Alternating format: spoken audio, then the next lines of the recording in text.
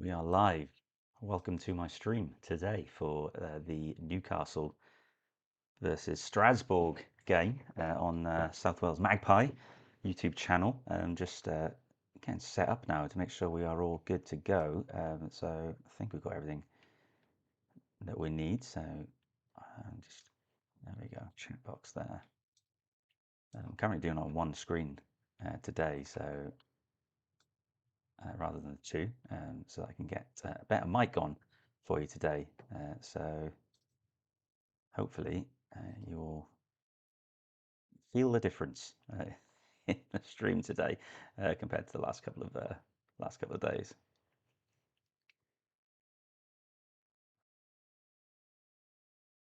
So the Newcastle team has been released. So we'll go through that in a moment. My one to watch today, by the way, is gonna be your man Torre. But let's go through the team. So we have Joanne in goals, and then in defence today, a bit of a younger one, a weaker defence than yesterday. But we've got Fabian Schär, we've got Charlton, Shah, and Byrne, Captain Byrne in defence. Midfield is made up of Willock, Torre, Bamba, Ramsey, and Jacob Murphy, and then Will Asula up top. So got a good game ahead of us for today.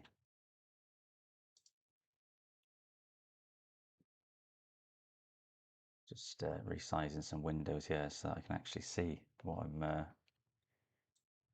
streaming to or today. So might do a little bit of a camera adjustment actually whilst we're here. There we go.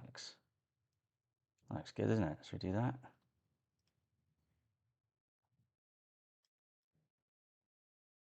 There we go.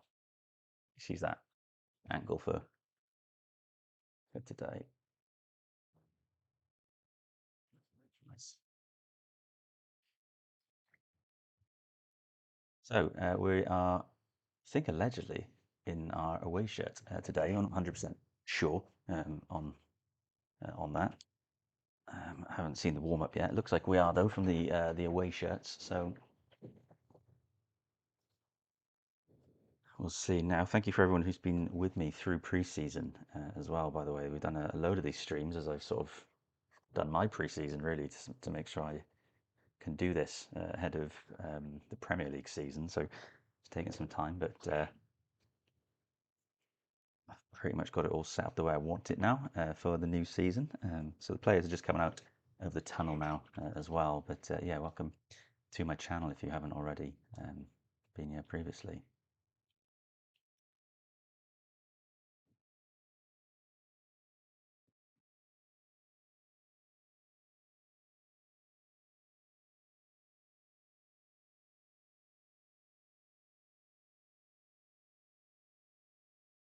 A few of you already watching, so great. Be with me for the next 2 hours. You can watch this game, by the way, on NewcastleUnited.com. Dan Burn waving to the crowd now, new captain of our club. So yeah, watch along with me. Commentary of the game might be better for you, but nice to have anyone with me who wants to be here. So that's great.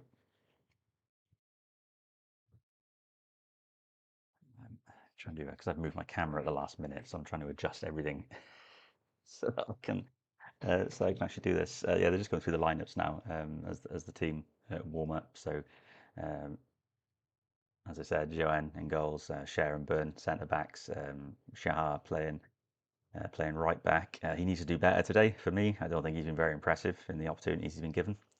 Charlton on the back then for him. And then midfield, you're looking at Willock, Ramsey, Bamba with Torre and Murphy on the wings.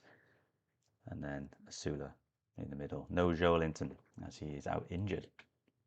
Don't forget to leave comments in the chat box. Let me know what you think the score is going to be today. As you see.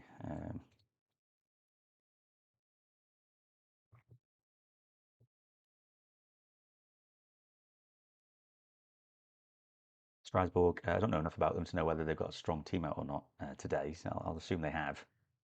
Their season must be starting soon as well. But it should be a good test for us. I don't think it's going to be as challenging as yesterday was, but I think it's still going to be a tricky one for us. So we do need to put a good performance in. I do worry defensively for us today, but the midfield I think is strong, and I think the Asula, if he gets the delivery in, I think he can score goals. He hasn't in pre-season, but for me, some of Willis's issues is he would have had goals this season, but he's not attacking the front post, and it's driving me mad. Any cross that comes in, he's always behind the keeper. He's got to get in front of the keeper. So maybe there's goals in this game for Asula today.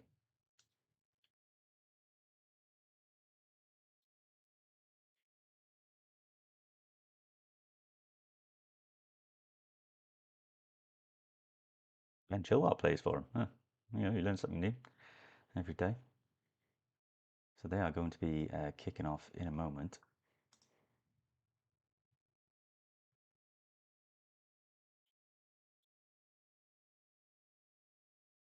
Time already as we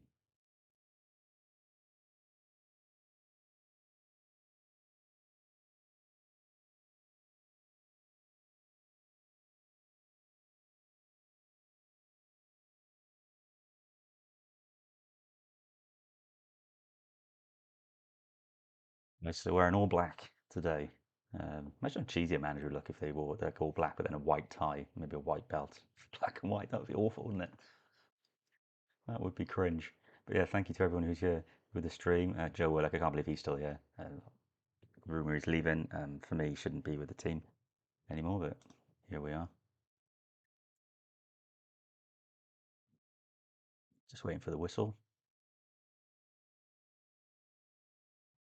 I don't know who the referee is actually, but we're live.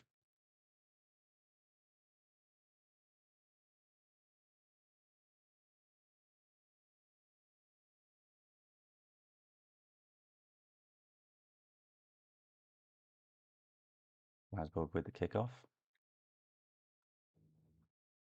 So my clock hasn't started, which is not ideal for us.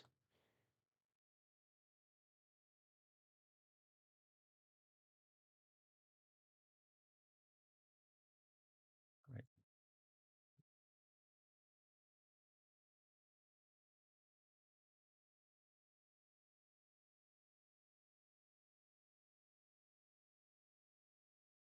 Oh, it's close one there. The press was doing its job then.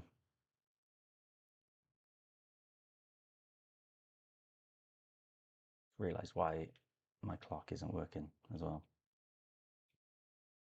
So we're about a minute behind on that, but I've realised why. And Asula with a header has been just knocked over the bar. That's really, really good.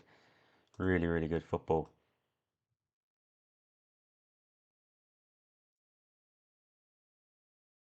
So the clock is slightly behind. I'm going to reset it. See how many seconds are on the clock now. It's a ball for Murphy. It was basically what we weren't doing yesterday, was getting crosses into the box, which was brilliant.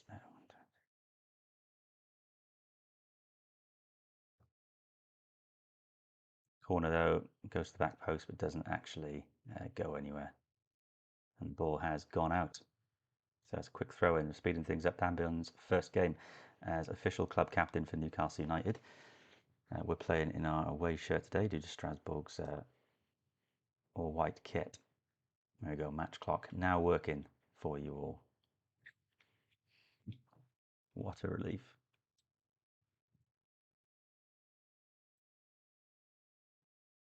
Joanne in goals. The first game that Hornacek has not played in since he joined us, but obviously he played in yesterday's game, so I don't think he was ever really expecting to be playing today.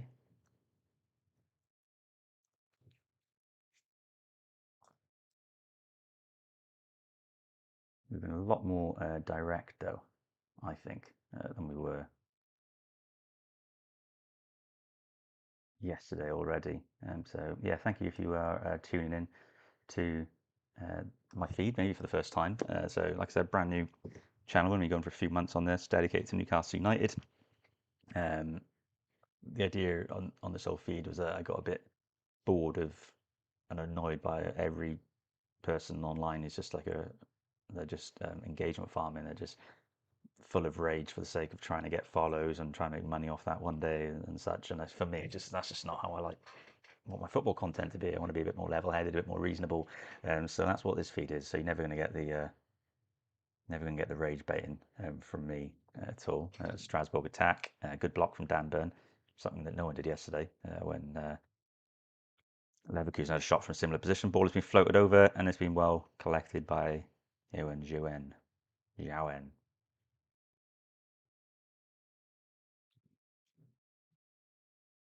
So hit me up in the comments. Are you happy with how pre-season's gone for Newcastle? I'm going to be surprised if there's many people who are. I'm quite level-headed about the whole thing. I think there's a lot of work for us to do, but am I happy with pre-season? That would be an interesting an interesting discussion I think to have. We're not sponsored by Pepsi, by the way, but definitely fueled by it today. It's got to be cherry Pepsi, Pepsi Max cherry, I should say. I used to be a Coca-Cola guy, but as I got older, I realised that actually Pepsi is where it's at. Oh, it's a good ball through, and no one followed it. We've definitely started brighter than we did yesterday, unquestionably. I think the issue yesterday was that we'd obviously conceded so quickly, so quickly.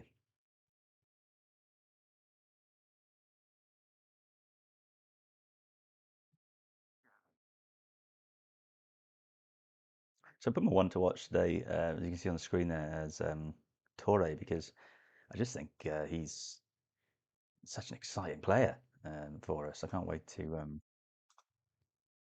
see more of him as the season goes on. I think he's got assists in his locker. Considering him for my fantasy football, I just need to know. I don't know who's going to start with him or Barnes in the first game. I feel like it's going to be Torre, but because Torre is offering us more. But it's a ball through. Murphy's making the run. Shah may have sent it long. Oh, Murphy has kept it in, but there's no one on the end of the cross. It was a bit of a wishful cross. Basically, just raced the ball and tried to kick it across the field. But early, I'll say it's a lot in the feed, but if you are watching, please be sure to hit the like button and definitely hit that subscribe button. Loads of content coming over the coming season. Won't be too many of these watch-alongs. I like to watch the Premier League games, but we'll definitely do a couple of them. Definitely, possibly the Liverpool game next week as well for that. But yeah, come join me on this journey as a level-headed football supporter.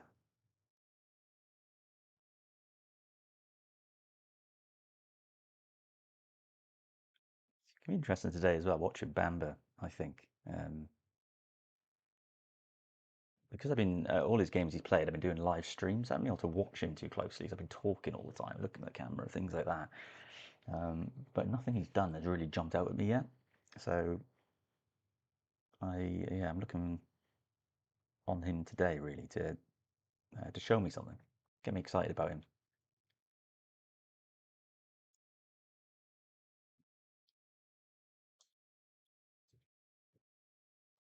I've just had an alert on the Newcastle app that the game has kicked off.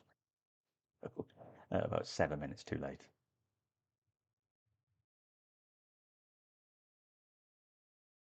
I was surprised at the Newcastle app actually. I downloaded it onto my iPad the other day, and it turns out it's just a phone app. It doesn't have the iPad sizing for it, I don't think. So I'm surprised that it wasn't adapted for iPads. But so Newcastle just won this ball back. Oh, it's a lovely. Oh, was that Willock who played that ball?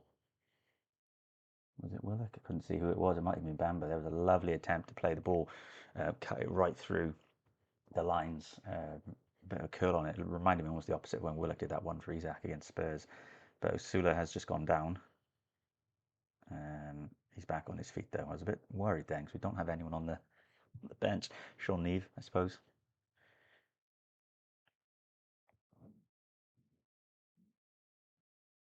Who played that ball? Oh, it was Ramsey. I think it was Ramsey trying to feed it through to Torre.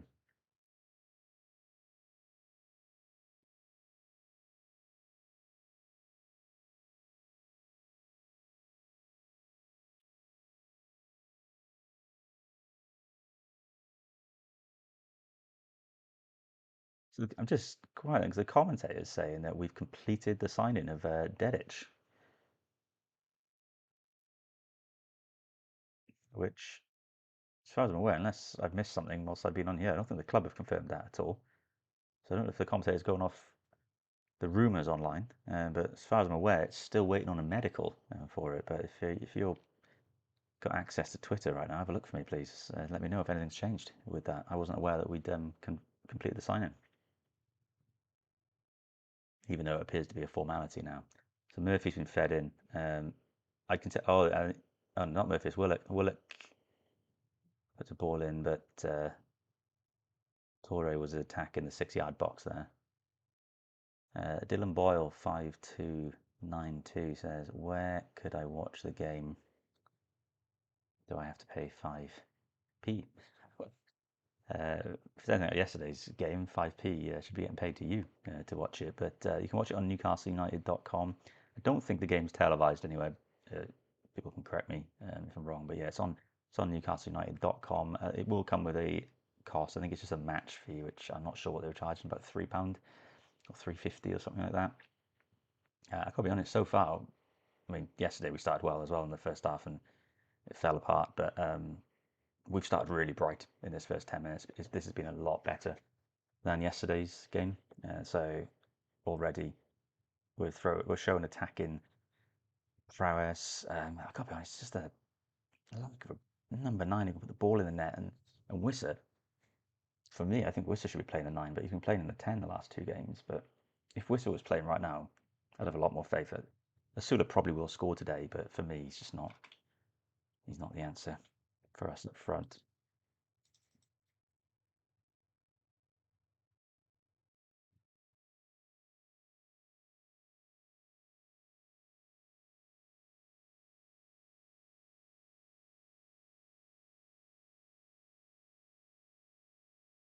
So we're wearing the away shirt today, which I'm wearing currently as well. I'm wearing the player kit, what they call it, the authentic kit, which I did it mostly because the detail looks similar. I know the fabric's different. It's like this is a bit more airy, which is mad because I'm sweating right now, maybe because I've got these lights on me. But I did it for the badge. I didn't really want the stitched on just round badge because I was worried about the white possibly going pink in the wash or something like that. So I went with this one. It's got a solid badge. But it's a good kit. It's a really good kit, this one. I gotta be honest, the Adidas away shirts have been tidy, haven't they? I think all of them, except for maybe the green one last year, was a bit dull, wasn't it? It's still a nice shirt, but a bit garish. And even the lilac one this season, I don't know what the official colour is, but this lilac one for me is a little bit plain, but it's quite nice. It is quite nice though. So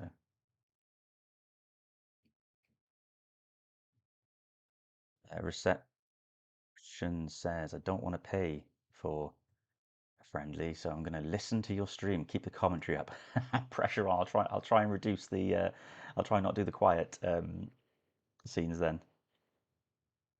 How's Dylan Boyle's asking, how's Torre looking so far? Good so far. He's tried to make some runs through. We've tried to feed him as well, which is good. And he's making those runs into the 6-yard box when Asula's not there. So this under this manager, the way we're playing very much so is like the players have got to be aware where other players are meant to be, and knowing that if Asula's dropped back, Torre's got to be the one attacking the box, which is great. As Murphy comes in and almost puts a cross in, but there's a good block on it.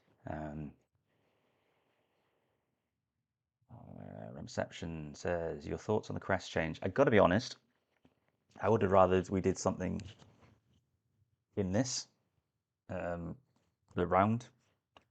Don't necessarily think the image in the middle needed to be the same. We could have done something with the basis of what we have right now inside this crest. I like a circular football badge. I think it's quite modern, slick. I think the worst thing the club did was run that survey where people could then say they didn't want a they didn't want the round badge, but I think we should have gone with this outer layer, and then maybe incorporated our shield. And if we had to do the sea lions or sea horses, whatever the hell they are, those I would have, I'm all for the change. The more I've looked at the new versions, which we're going to end with one of them, aren't we, at the end of the month? The more I've looked at it, I actually don't think there's much change, is there? If we're being quite frank, I don't even know why they've spent over a year coming up with a design that looks similar to the one that they said wasn't a proposed design last year, which was roundly hated. But it clearly was a design because the new designs aren't very different to it. But actually, the more you look at them, it's the changes are so minimal. Yeah, they've made edges pointier and stuff, and so I'm kind of the thought that why have they let the fans be so involved? It's just a minimal change, isn't it? So I would have just changed the badge, just change it anyway, and the fans would have been like, okay, we don't really like those changes, but it is still the same badge because it is the same badge. So I would have even done a consultation if this is what they were headed towards, and they've clearly had this design for the last year. I wouldn't have even done these fan polls and consultations. I think it's all been for show, really. But yeah, I would have just changed it. Um, well, I'm guessing it means immortal, but what? Can't say the username with all the numbers in there. Says Newcastle easy win. I feel more confident in the beating this opponent than I did yesterday. The drop off in the second half yesterday was really concerning, though. So I'm not going to make any assumptions. Although Strasbourg have been camped in our box really for the last minute of the game. What I will say about yesterday's game, even though we did really drop off in the second half, we didn't have a bench to utilise. And normally if those players are dropping off, you're going to bring on new players of equal or similar ability who are going to come on with fresh energy. We couldn't do that because we had the two games. Whereas Leverkusen could, I think that's why we couldn't really change the outcome of the game as it was clearly heading south for us. But yeah, this game we've already pushed a lot, which I've liked. The runners, you can see it straight away. So Charlton, who's playing at left back, as soon as that ball is coming to centre back, well, Dan Burn has lost it, and Joanne, that's brave. That was a brave dive out, low cross right across the. Sorry, reception just giving a little technique to show the game on stream. I wonder if that could be my defense against YouTube. If I did put a mirror behind me which had the game on it. Unfortunately, I'm not going to risk it. Not this early into my channel anyway. Don't want to get it nuked just yet. But yeah, that was brave. So Dan Burn had lost the ball, but the ball didn't have enough pace to actually go out behind for a corner or a goal kick. So Dan Burn didn't make the chase, but the Strasbourg player did and got a low cross, really hard low cross across the box. But the keeper Joanne has dived out at the ball, has collected it as a Strasbourg player has come in. So it's been about three minutes now of Strasbourg control.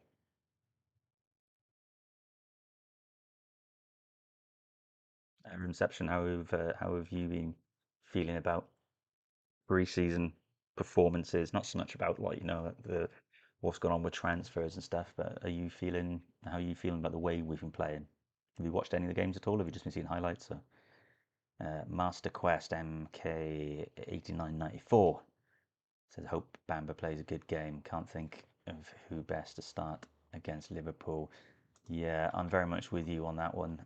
He does need a good game, Bamba.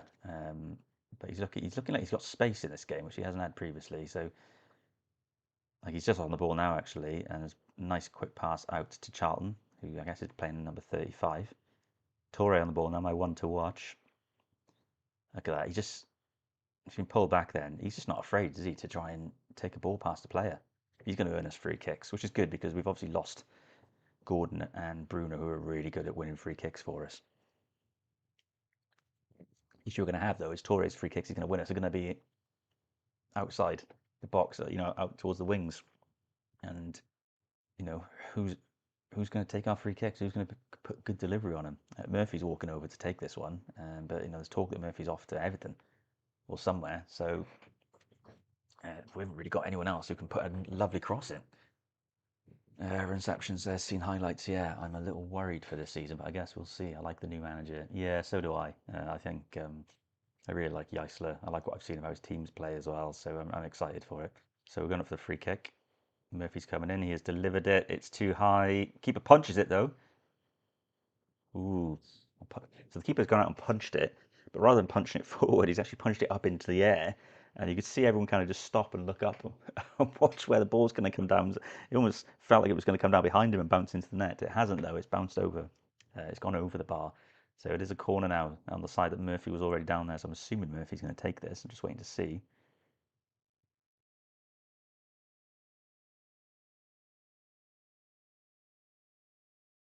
Murphy delivers it in. It's to the back post. It's header. Oh, big Dan Burn. Almost a replica of Chow's attempt yesterday. So Dan Burn's made the late run though for him, and he's put a header on it. But instead of trying to go back across the goal, he's trying to go at the nod it in at the back post, which is closest to him. I think he was put off a little bit by the keeper coming out ready to punch it, so he did kind of turn his head away from it. But that was close. That was good. That was good. That's another shot in the game. Um,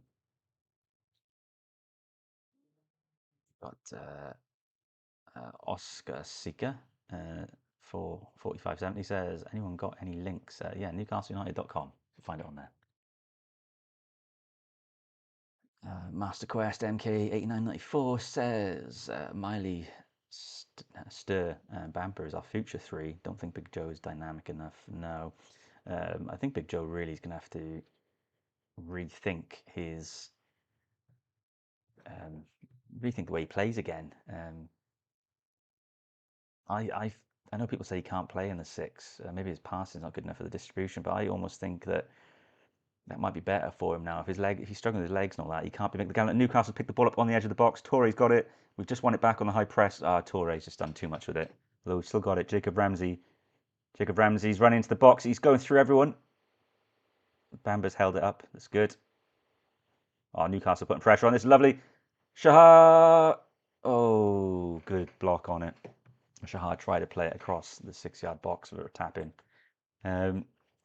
Yeah, I think maybe Big Joe needs to maybe stop being the running forward player and maybe start to play a bit deeper, use that strength he's got, something we haven't got in our midfield without Bruno Tonali and Joe Linton there. So maybe Big Joe can give that to us. But yeah, I think you're right. I think Lewis Miley, Sean Sturr, and Bamber is more than likely our starting midfield in a year's time, year and a half. Stir the way he's going, we're probably only going to get 2 or 3 years out of him. But I do think that midfield you described is going to be it. At one point, that will be our midfield for a full season at least. Ramception says, thoughts on Dan Burn as new captain? I will be honest, I think this was probably the most obvious selection. Oh, that's a lovely ball. Was that Murphy who played that? Murphy's having a great game. Shahar puts the ball in. Willasula. Oh, it's about 2 yards in front of Willasula. So Sula can't get to it, but the keeper gathered it up. We are really quick on these balls into the box, which is great to see. Bamber's just... Oh, I thought Bamber had given away a foul, but he hasn't. The referee's played on. Torre is just... No foul on Torre either. He's sort of stumbled over. But he's been a pain. Yeah, I thought Dan Burn was the obvious pick when Bruno left. The only thing I wasn't sure on was about his... sorry, I was reading the comments as well. You just read there. I just wasn't sure how much game time he's going to get under the new manager. But the fact he's been made captain suggests that there will be some. It did seem to me that Jaissle did favour the Chow and Botman centre-back pairing. Maybe he will. There's nothing to say. This whole thing that captains have to play every game, that's very old now. That's not the case anymore with football. So I wouldn't be surprised if Dan Burn is our club captain, but not necessarily always the team captain. But I really hope the experiment of Dan Burn at left back is done, though. I think that he's got too old for it anyway. He hasn't got it in the legs to do it. But I think the way Jaissle wants to play, I don't think we can have Dan Burn at left back at all. Torres just given the ball away, and a couple of times he's done that now. He needs to hold on to that ball a bit better. But Jacob Ramsey did get back and sweep up. Ramsey's having a really good game as well so far.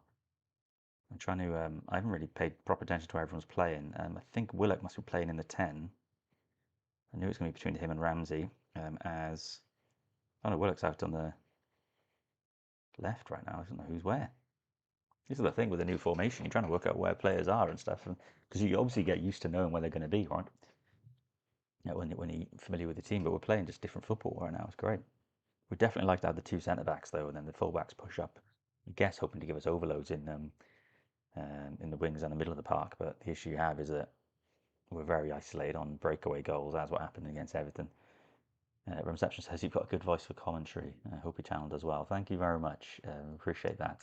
I once got told that I had a great voice for radio when I used to be a performer back in the day, um, compared to the old Richard Burton, which was a lovely comparison. I think it's just a Welsh connection more than anything. But thank you very much. I've tried to turn down my mic as well so I don't go into the red if I scream for a goal. So apologies if I do deafen anyone. But for those of you who are watching now, I mean, what do you think about Dan Burn as captain? Was it the right call? I find it hard to believe anyone who could. If I said to you my theory, which I just said then, which is that I think he's club captain. Don't think he's necessarily going to be playing every game. If I put that to you as that's the terms of Dan Burn being captain, do you think he's the best choice then? So I know some people are going to say that they don't think Dan Burn should be starting, so that's why he shouldn't be captain. But if we say that, okay, well, he's not going to start all the time, but he's going to be the club captain still, and he will be captain when he's on the pitch. For you, does that say, yeah, that's right, then it's got to be Dan Burn, it's no one else? I think it had to be Dan Burn. Strasbourg, oh, almost took a touch. It's gone out for a corner. Ewan Joanne has looked very composed in goal so far, I have to say. Looking very, very good. He's obviously our number two. For the record, Nick Pope is not on the bench. As you can see, all the subs. So Nick Pope is completely like just out of the conversation now at Newcastle United. So assuming that his team are working on a move for him, I thought we might have kept him as a bench option just to sort of give him some minutes possibly in pre-season to help sell him. Oh, it's off the bar. Strasbourg just hit the bar from a little bit of a. It was a bit messy in there. Ooh, Torre. My one to watch right now, Torre, is looking precarious. Hey, Thomas Now is back on. Thanks for joining me again today. He says the right call on Big Dan Burn. Wouldn't you mind seeing him play week in, week out? Well, I think based on how Botman's been performing, yeah, I think definitely Dan Burn is probably the best centre back who plays on that side, on the left. But we'll have to see. And Torres, seemingly, I don't know if he's been given a little bit of a verbal warning by the referee there. I think, given that everyone's been asking about him, maybe we're going to look at a different player for our where is he? I forgot to update. You know, I sent all these new photos over to my feed, and I forgot to add in the new ones of Bamber. I just realised. So I do have photos of Bamber in a Newcastle shirt. But there's one of him when he signed for us. So Bamber is our one to watch. Strasbourg free header. It's got to be a goal. Oh my goodness! How have they missed that? How have they missed that? So the ball's gone over the top for the free kick. It's gone towards the back post. People haven't really come back for it, the defenders. So it's a free header across the box, and then there was two Strasbourg players almost got in front of each other, coming towards the near post, and neither of them get a foot on it. Joan got across well. There's now booing for a hydration break. I don't know how hot it is in Newcastle right now, whether it justifies this break.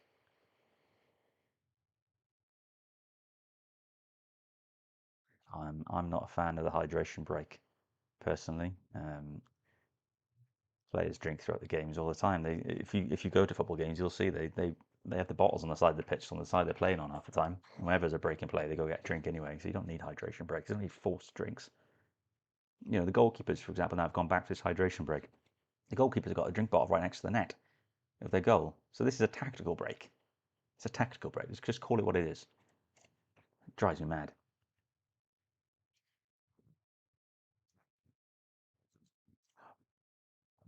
Got a really good mic on today, so unfortunately, if I drink something, you're going to hear the gulps as they go on them. But yeah, this is probably a good time then to remind you all, if you haven't already, that you can like this video and you can subscribe to my channel. And you can also follow me on on X, which I'm on there as South Wales Mag. Normally just baiting the usual engagement farmers, all the rage people on there.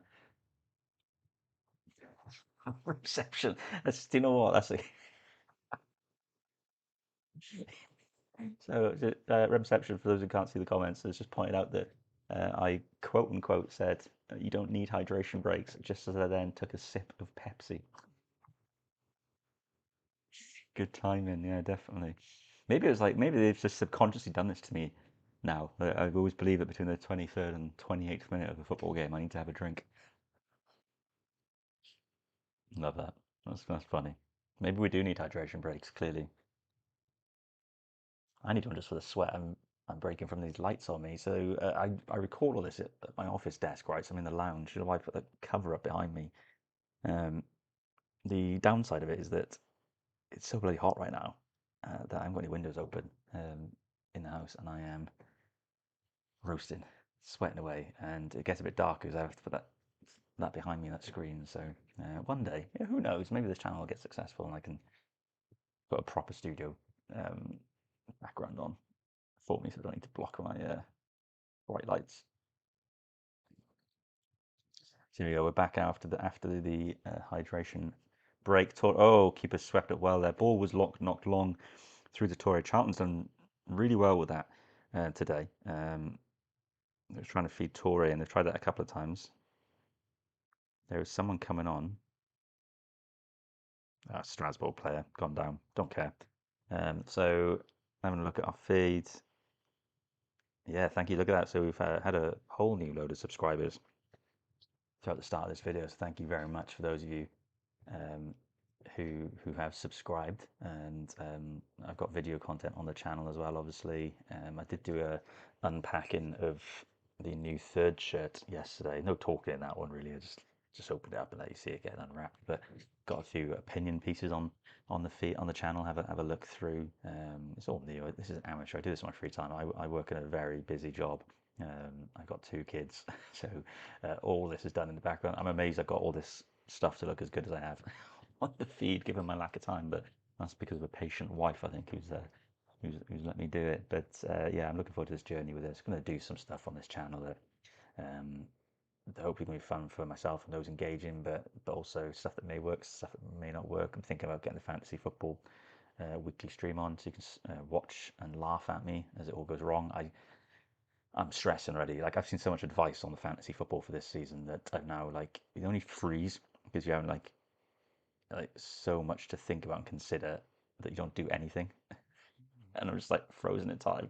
I'm now like that because I'm now overthinking my fantasy team so much that I've not looked at it in about 5 days because I'm stressing of all the options I've seen people online talking about. And then I've started thinking, are these people online trying to fuck me over? Like, are these people saying, "Oh, this guy's a great pick, and this guy's a great pick," because they know they're not a great pick, and they want me to lose out on points? Sula's got the ball. He's fed it back to Torre, who's put it over the bar. He leant back. He's leant back as he hit it. It's gone over the bar. It's the stuff I'm trying to teach my under-9 skills team, my coach, not to do, which is don't lean back when that ball's coming so fast across the box because you're going to put it over. So what's happened here is it's come from a throw-in, a good press. I think it might have been, I can't see who it was in the midfield who did it, but they put it to Sula, who's run down, passed it back to Torre. Torre's, I tell you what, he's finding these spaces on the edge of the 6-yard box. So he's doing a lot of movement off the ball. Like, he's in there ready. It feels a bit different to when Gordon was out there. So he's given us an attacking option. I said as he almost lost the ball then. Oh, Jacob Ramsey, that was good. The pass wasn't. Oh, we'll press them now. Torre, they're taking 2 players to get on Torre, and he's managed to hold on to the ball. They're really all up. I saw this with Everton as well. They need 2 players to mark him. Master Quest MK8994 says, hope we get to see you do more watch-alongs. I do plan to. I've done the last 4 or so pre-season games. I don't. Oh, and we've just lost the ball. I think Shahar just lost it on the halfway line. Now we're almost outnumbered. Cher's got to get across. Joanne Cher with a great last-ditch tackle. I thought Fabian Cher had been beaten as the keeper came out, but Cher managed to get a tackle in. and so he's gone out for a corner. Going back to the question, more watch-alongs. I do plan to do more. I put a lot of time into creating everything you see on the screen right now. So yeah, I definitely do plan to do more, but I don't want to do them all the time for the Premier League because there is an element of like you don't get to see as much of the game. I love to just take in a game and soak up even the commentary, and the atmosphere and stuff like that.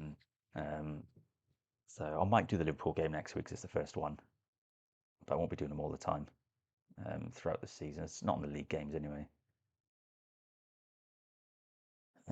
Strasbourg still got it in the box, 12 yards out. Oh, gone wide. We're being a bit lucky here. We are being a bit lucky.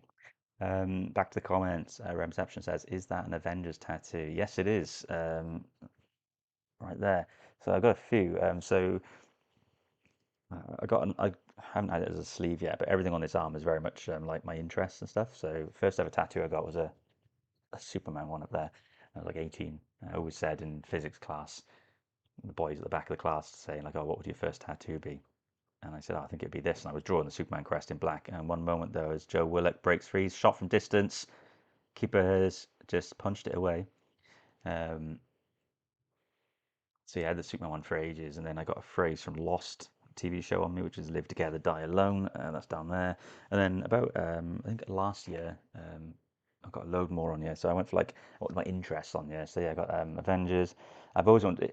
I'm in and out with wrestling, like pro wrestling, but I wanted a wrestling tattoo, and I've always loved the Cody Rhodes American Nightmare symbol. So that's a really intricate tattoo. And then I've actually got a Newcastle, the old badge on there, along with the Star Trek one, but that's the old Newcastle crest. And because people say you support your local team and all that. Now I am from Swansea. I've never followed the Swans. They were my first games I ever went to as a kid, but I've never been a Swansea City supporter. But when I came to Cardiff, lived in Cardiff for about 8 years before I managed to get weekends back, so I started going to watch some Cardiff games. And so I was there for their I think the first season I had a season ticket for Cardiff. Actually, was the first time they went up the season before they went up. They were in red and all that chaos that came from switching to red. So I've got Bluebird on me as well, just to sort of remember those times when I went to go and watch the football. I don't get down to Cardiff City Stadium too much, and certainly Newcastle are my team, and I've been for 30 years now.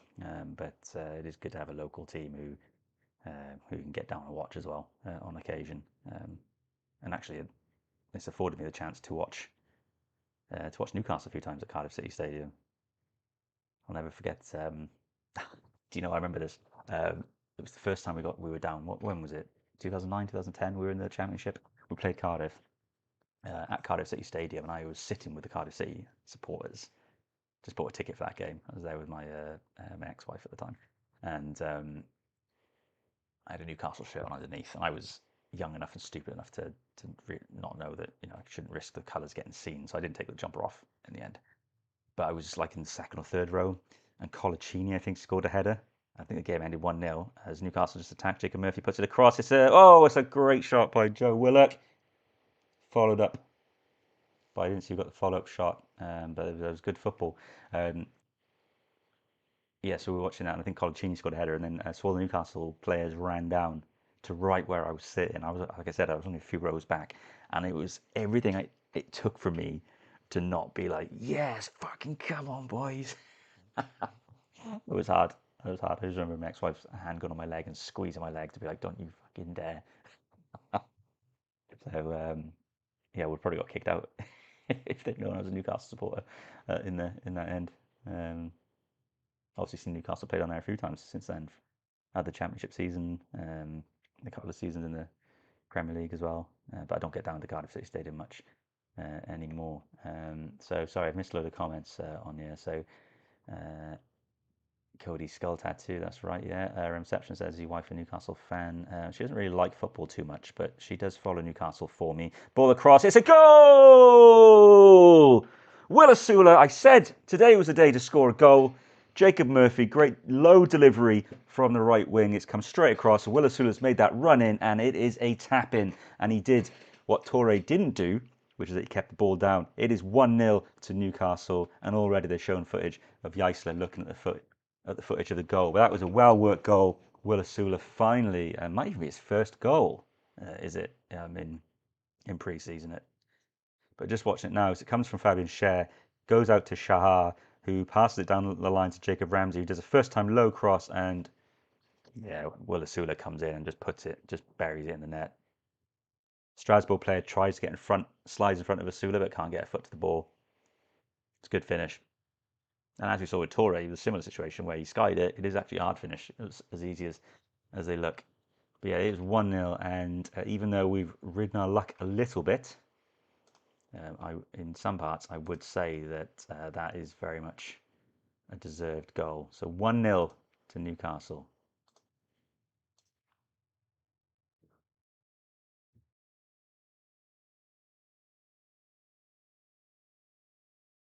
Reception says, I wonder how relationships work where they support rival teams. I know, I've got some friends who are like that as well. I think that's going to be more common now, right? Because I think that like women are generally, there's more women getting into football now at a young age than there ever has been. You think like I coach girls football, and I'm like a fixture secretary for the Welsh leagues and everything as well, for the young age groups. Ball through from Strasbourg, just watching that, and there's so many girls playing football now. But they're all supporting teams now. So in 20 years, they've already got their team set. They're not going to just support whoever their husband supports, right? They already got a team. So imagine what it's going to be like in like 20 years. There's games at home. You could have a load of my daughter, who's a Newcastle supporter, like me. My son, unfortunately, I did think I'd got him there, but what I didn't bank on with him, I didn't push Newcastle on him because I thought it was happening organically. He was around it, I'd got him the odd Newcastle shirt, Isaac on the back when we loved Isaac.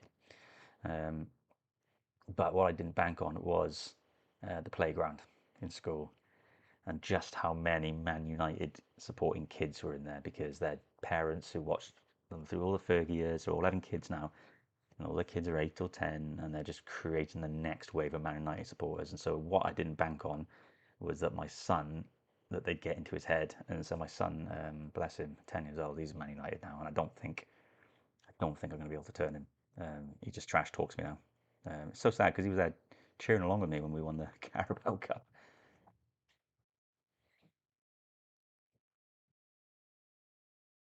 Daughter, however, is very much a Newcastle supporter through and through.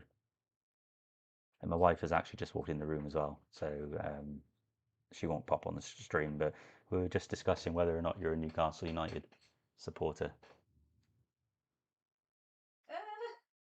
Could hear those noises on the stream. I could see my mic moving up and down, so you must have picked up on the weird noises she was making. She couldn't hear that. She says she supports my right to support Newcastle, so I'll take that. That's better than nothing. Also asked where I live.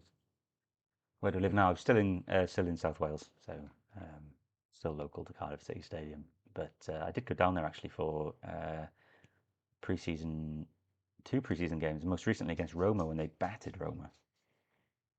What was it 4-0, 4-1? Can't remember what it was. Battered them though. I was thinking about going for tomorrow's game, Cardiff Wrexham. What a game that's going to be. Master Quest. I'm going to put your name shorter. Sorry, Master Quest. But Asula is starting, I guess. I really want Big Nick to do well, but Whistle looks sharper. Definitely does look at ball across. Ooh, yeah, definitely. Faltamada just ain't working right now. He's gonna have to be on the bench. The problem is that what's it gonna do for his confidence, right? What is it gonna do for his confidence? So, but yeah, I think you're quite right. I think you're right. I think it will be Asula starting with Wissa in the 10. Um, and for Big Nick, I don't know what he's gonna have to. He needs to start scoring goals, isn't he? Consistently. Ball's been knocked through. Asula's strong enough. He's got to it. It's Asula against 2 defenders. Asula's running through. He's done a step over. Oh, he's doing too much. Oh, he's done too much. He's done too much. There's so many step overs to try and change position that eventually the third defender got back. Asula needed to just get a shot away then. Needed to just get a shot away. Hello to Oasis Tune. I'm assuming is that Oasis as in the band, or just like the Oasis landscapes and stuff. Or the drink. Maybe you're a fan of the Oasis drink. I don't see that anywhere anymore. But morning from South Florida, fantastic, love it. Got people watching from all over the place. What time is it in Florida now? Are they 5 hours or 8 hours behind? Can never work out which part of. It's all different time zones, isn't there, in the US? Her reception's the daughter's the favourite. Well, she definitely. Yeah, yeah, actually, yeah, she she is, and she knows it as well. Oh, I tell you what, absolutely gutted about Bruno. She was gutted about him. She's still sad about it now. She won't watch his goodbye video because she thinks she'll cry, and I do believe she'll cry as well. She's only little, and she plays in under nines herself. Really good footballer. Plays at county level as well. Though we're thinking about dropping out of that because it's a scam right now at girls football. But yeah, she's a good football fan. But yeah, she's Newcastle. She's gutted about Bruno and Tonali. She's got Tonali on the shirt, and she's got Bruno on her other shirt. It's funny. She's only 8, and she calls Isaac a rat. So she's right. Um, Master Quest says we can hear her. That'd be my wife for anyone just joined. We'll take it. She's one of us. That's quite right. She is. Ollie E6T says I love Asula. Will Asula, the goal scorer. For anyone just tuning in. Hi Ollie, by the way. Masquer says, I feel bad for Big Nick. It was that own goal at Sunderland that just led on a downward spiral for him. Hopefully he bounces back. Do you know what? That's a good point. It was around then, wasn't it? He just really dropped off. It was the only time I can remember making a bloody header as well. It was in his own net. Um, Reception says, I only recently started loving Newcastle and all the main players left. I laugh my ass off. I'm cursed. So now we know who to blame as Strasbourg whip in a corner. It's on the outside of the box. It's been put back in, back post. Oh, was that a corner or it's a goal kick? It's a goal kick. So for anyone who um, hasn't seen it, I've just seen a TalkSport headline about Ronaldo,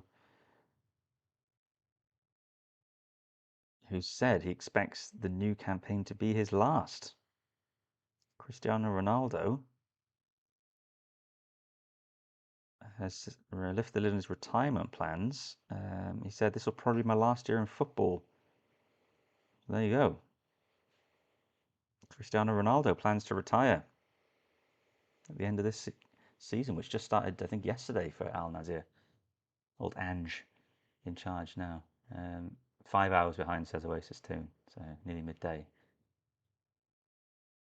Gosh, nice hot day ahead of you, I imagine then.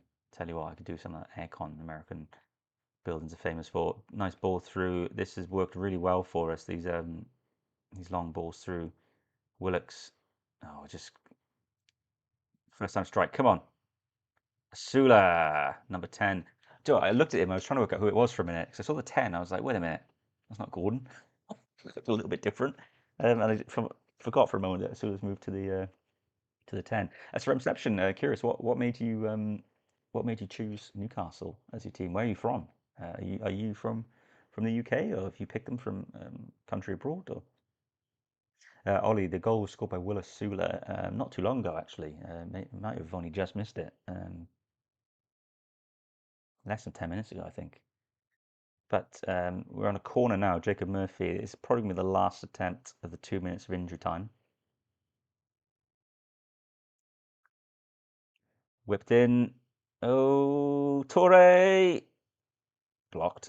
It's going to go out. I think that's going to be it. Yeah, whistle has gone. So it's half time, and I'm going to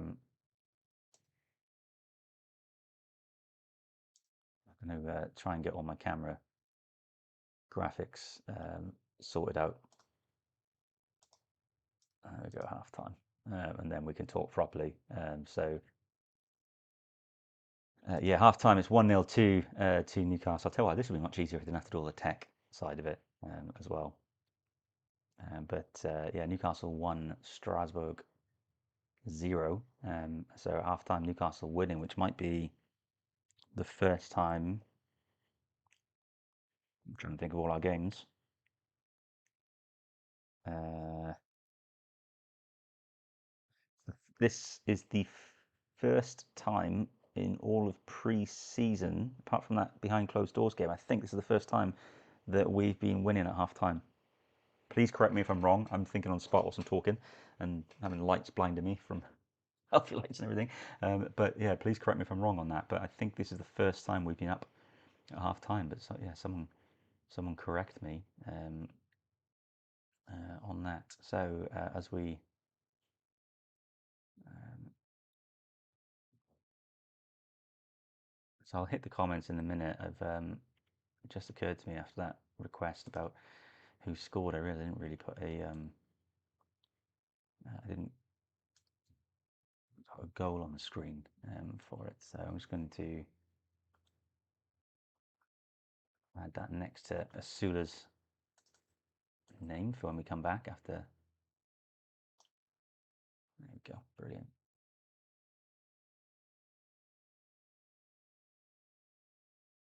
So I'm going to hit the comments now and catch up on some stuff. So reception says I'm from Estonia.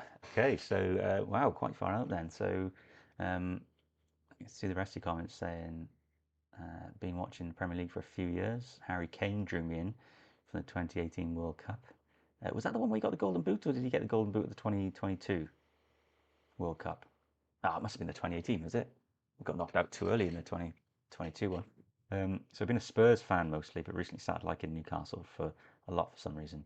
Not sure why. I tell you what it is. It's the black and white stripes.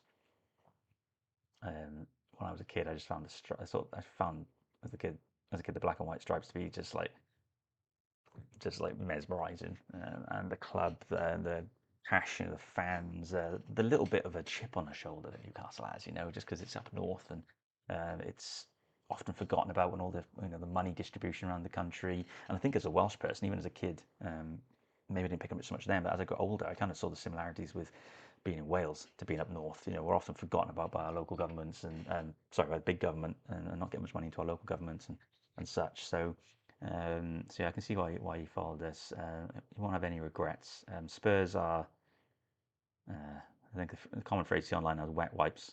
So Spurs fans are a bunch of wet wipes. Stay with us. Stick with us at Newcastle. Um, so maybe my future soulmate is a Newcastle fan. Um, and my favourite colour is black, so maybe that's why. There we go. Then there's a lot going on there. But yeah, hey, there's thousands and thousands of women who follow Newcastle, so maybe you'll find one in Estonia as well. That'd be great. Um, Ping says yes. I'm sure it's the first time. I think that's referring to whether this is the first time that we've been ahead in the game at half time in pre-season, which I think it is.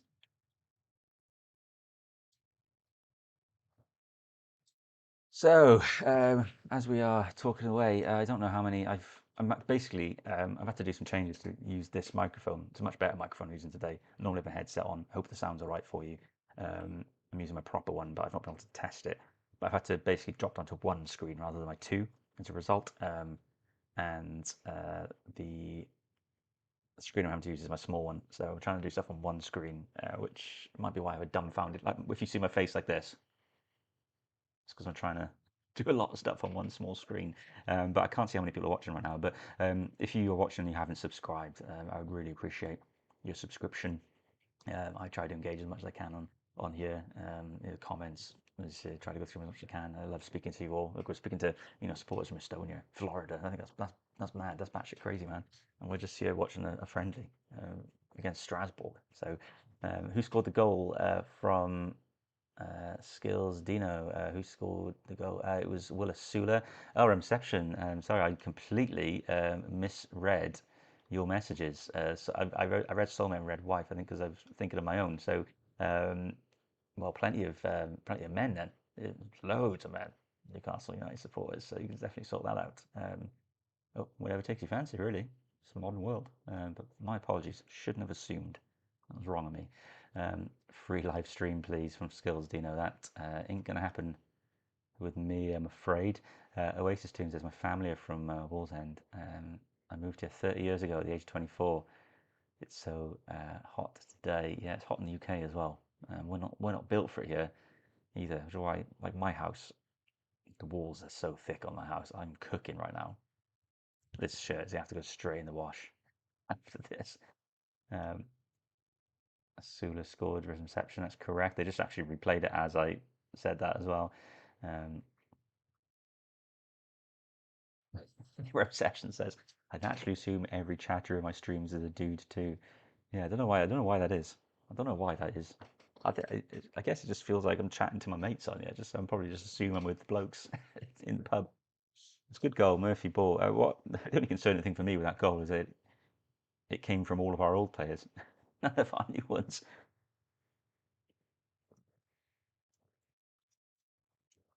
What's the weather like in Estonia then, reception? Are you saying that your portable AC is a lifesaver? Is Estonia a hot country? Whilst you're answering that, I want to comment a little bit on the whole thing. People are saying they don't know where the goals are going to come from in this team.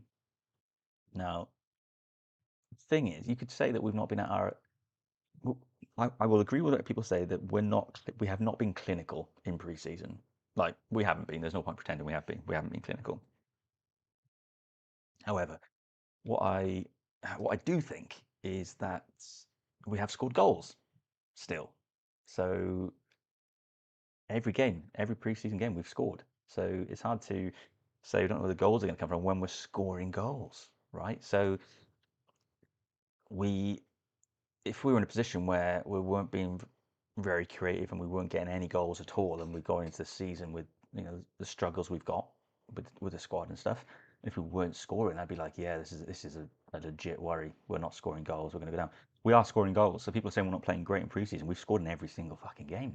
So um, yeah, so I don't see the goal concern. I would say the issue is we're not scoring as many goals as our chances are, I think, are deserving. I think that's the bigger issue. So we do need either someone's got to fucking step up, or we need to get a goal scoring number nine. But listen, every club wants a goal scoring number nine. They don't exist. That's why they cost so much because they don't exist. So um, maybe it's about coaching Asula, utilising Wissa and Voltemada. Who knows with him?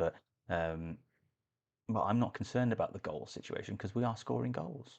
So my issue is we're letting in goals, and because we're not being clinical right now, we're not really scoring enough to offset the goals we're letting in. So that's the issue I think. That's the bigger issue for me.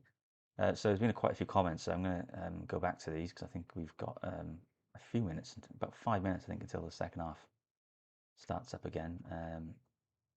Reception on the subject of whether or not it's hot in Estonia says, no, we've got it easy compared to France heatwave. Yeah, well, France has been bad. UK is really bad right now as well. We had emergency alerts go out on our phones on day was it Friday night about they banned disposable barbecues, so you're not allowed to use a disposable barbecue now for the heat wave because there's so many wildfires starting. Um, Issue I had with the alert was that because I'm in Wales and they've never done this before. I don't know why they did it this time. Wales has its own language, Welsh, and they're trying to push people to speak it more, but it's not the most spoken language in Wales, which I know. You're like, how? How does that make sense? It's Wales, um, but it just isn't the most. It's just not spoken very much. There are regions, and up North Wales it kind of is, but the predominant percentage of Welsh people speak English. The alert came out in Welsh, so your phone goes mad. It has that alarm going off, a big message coming through. It's all in Welsh, and the English one didn't come through for another 4 or 5 minutes. So you're looking at that and thinking, like, is there a nuke on the way? Like, are you telling me to get into my shelter? I don't have one, but do you know what I mean? It's kind of like I could be dead because they sent it to me in Welsh and I don't speak Welsh. It seems like a weird way to try and point score for our Welsh government, but that's a whole other conversation. Skills Dino says Crystal Palace a bid for Camera. Do you think we should have bought him instead of Bamba? Um, they probably. I mean, we were linked with Kamara, weren't we? And without having his stats in front of me, like age and all that, they may have looked at the Bamba move as one that has more value for money for us in the long run.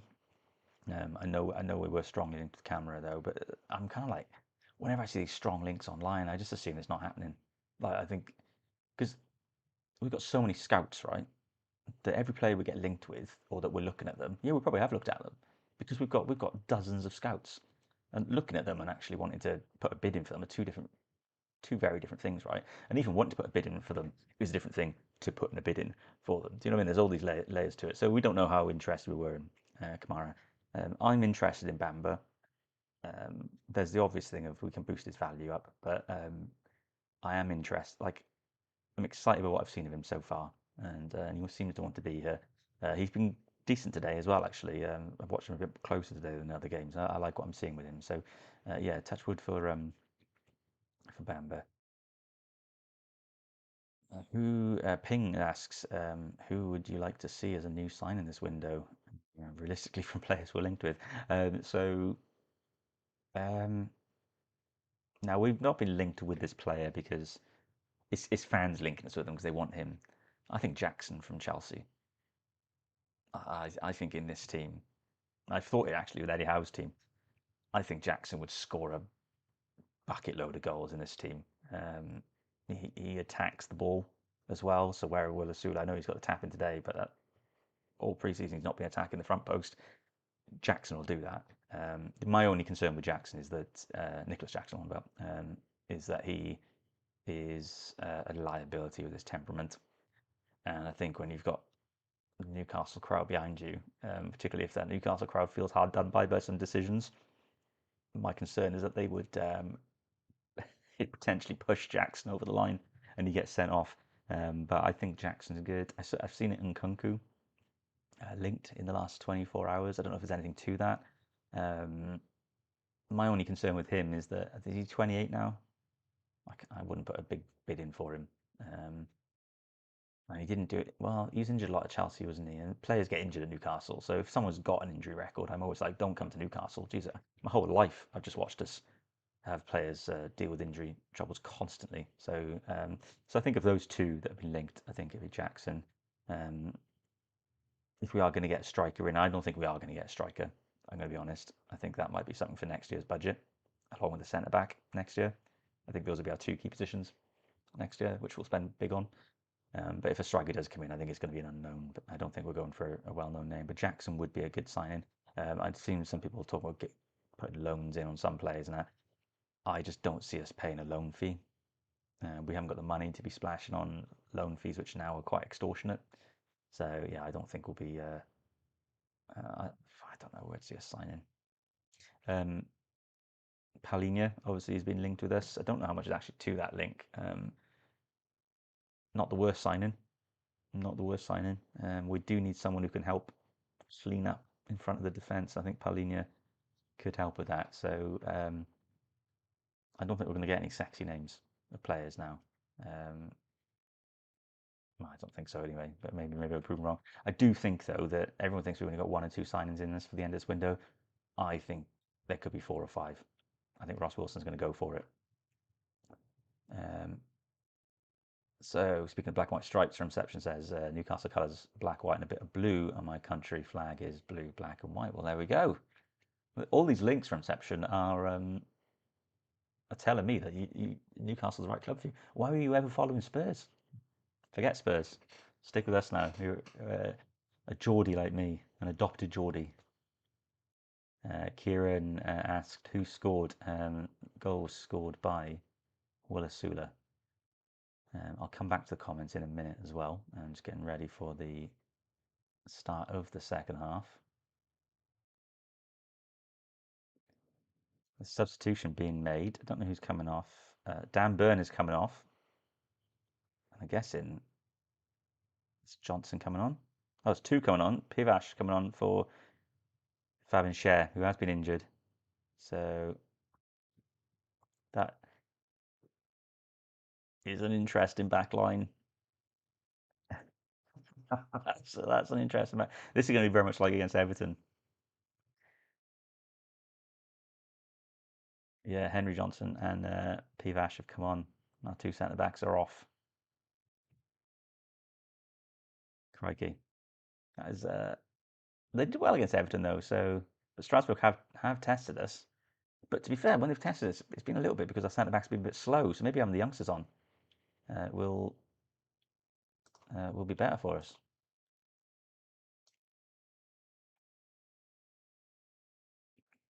So I will update my screen in a moment with the substitutions. I know there's a couple of comments that are waiting for replies, so I will come to them in a moment. Just waiting for kickoff.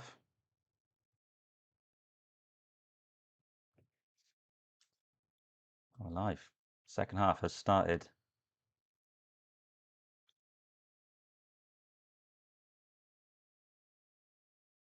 So one to watch was Bamba. I think we can change the. We'll change our one to watch now. Who shall we be?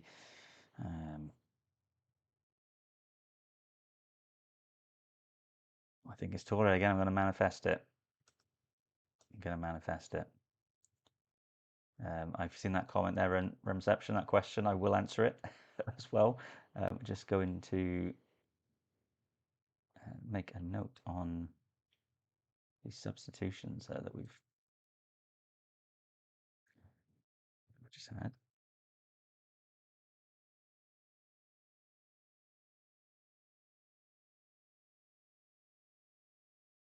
So share is off for anyone who's not being. It's a long ball through. I think it's Willock chasing it.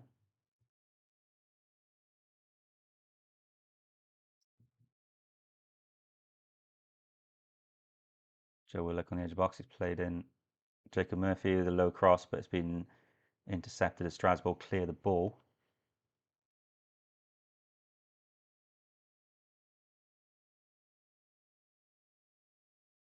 There you go, 2 subs showing on there. I'm just going to bring on. Sorry, I'm trying to do this on. Like I said, doing this on one screen is an absolute nightmare.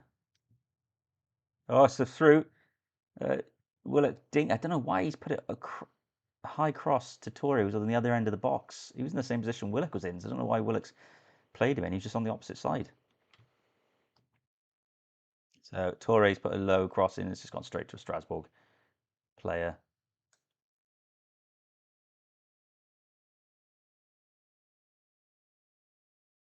Trying to multitask here.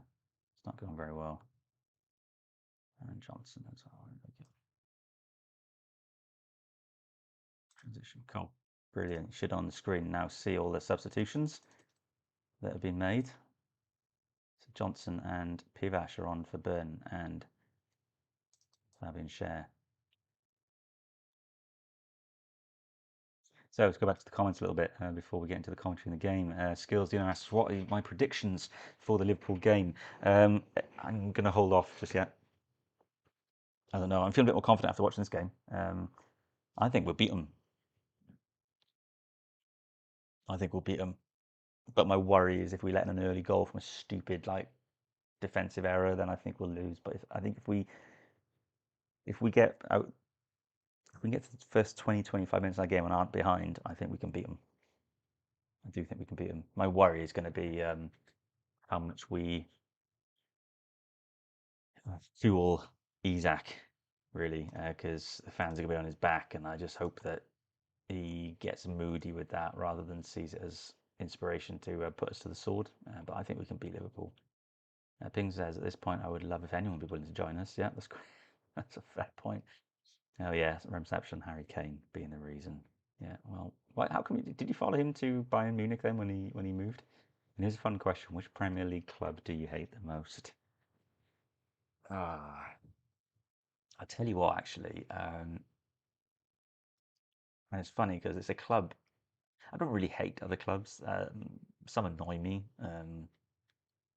But this particular club right now, really like the one I dislike the most. It's so funny because I cheered them on to win their league last year, and I wanted them to beat PSG in the Champions League, but it's Arsenal for me right now. And you know what? It's mostly because of their supporters. I can't stand the Arsenal fans.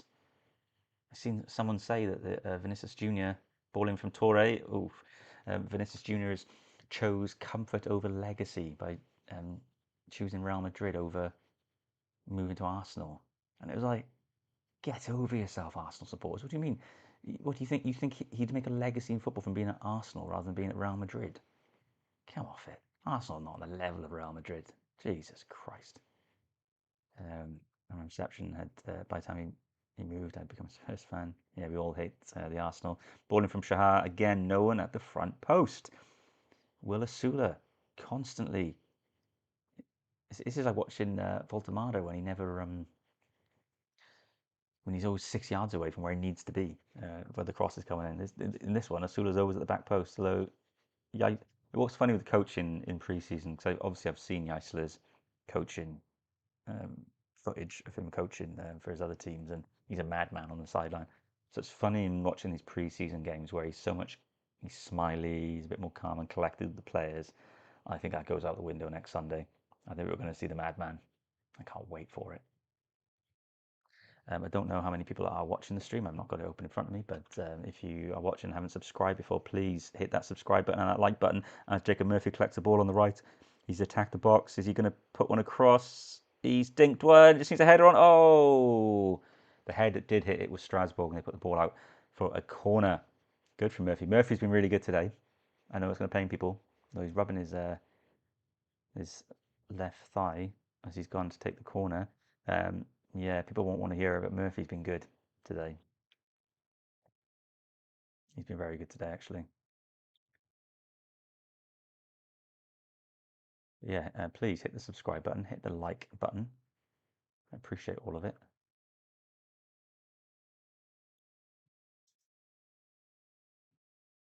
Quite a few people watching right now as well. Looking at this, actually, I just pulled it up, so thank you very much. But yeah, please hit the subscribe button. We'll do more of these watch-alongs throughout the season, not every week, because I want to watch some of the games properly. But ball in, it's come out to Shahar, who's going to put it back in. Players got to make sure they don't go. Oh, I mean, the ball in was awful. Yeah, it wasn't a good ball back in. Keepers collected it. And Shahar, who's been better in this game than he has been the last two games, although not tested as much. I'd probably say Mason Miles ahead of him. Yeah, if you haven't already subscribed, sorry, as I say, please hit that subscribe button. Watch the other videos on my channel. That'd be great. Getting into the news. I started this channel at the wrong time, really. I did it towards the end of last season, and also we hit the summer then of nothing. I didn't want to be the guy talking about rumours, potential transfers and stuff, because for me, all you do is you get yourself riled up when you don't sign that player, when actually we may never have been in for those players. It's so. Oh, Torres through. He's got a lot of players running. He's got a lot to do. He's put a ball across. Oh, keeper has come out and dived to catch it. That was a good stop because who knows where that ball was going. Torres' instinct is that first cross, isn't it? The issue we've got is our strikers. If you're going to do a cross out with the blue a lot of the time, it is going to come to the near post because a lot of the time you're hitting it in hope, right? So the strikers have got to start learning to attack that front post, not the back post. Say it all the time. As I was saying anyway, yeah, the channel is meant to be I'm not going to be just raging against the owners of the club and complaining about this, that, end of the world. I did want Eddie Howe out. I did do videos on that. I did feel the time was right for Eddie to go. I also think Eddie Howe is one of our greatest managers ever. So both opinions can be had by one person. But beyond that, I want to be trying to be pragmatic as a supporter, right? I got people who want us to finish, who think we'll finish 12th, but also think we'll go mad every time we lose a game. But they can see us finishing 12th. That'd be a good season. Well, you can't finish 12th without losing a game of football. So this channel is going to be a bit more level-headed with it all. But please hit subscribe if that's of interest to you, and like the video if you can, just to help me with the video. That'd be great. And talking about potentially getting a podcast launched at some point with this feed as well. So let's get back to the game anyway. So Jacob Murphy is on the right. He's put one across. There's again no one at the front post. I don't understand. Murphy's offside now, so Shahar's got no one to pass the ball to. Bamba, who I don't know if Bamba's had a quiet game or just has done his job so effectively that I haven't really noticed him. Willock and Ramsey have linked up well. They've just done it then. The good ball to Asula on the edge of the box. He needs to get the ball out to Murphy on the right. Murphy, oh, he took a touch he didn't need to take. Asula with a shot over the bar. Over the bar. Leaning back a little bit. That's good. Asula's had a much better game today. Position, I would have liked him to be a bit better with that, but he's actually trying to score goals, which is different to the previous games. So the funny thing is, right, people said that the team yesterday, and they probably were right, but they said the team yesterday was the team that were going to have the most starters So it was a concern that we lost the way we did. But actually, the way this team's playing today, this midfield looks very good. Um, Willock has been better. Ramsey, I think, has been really good.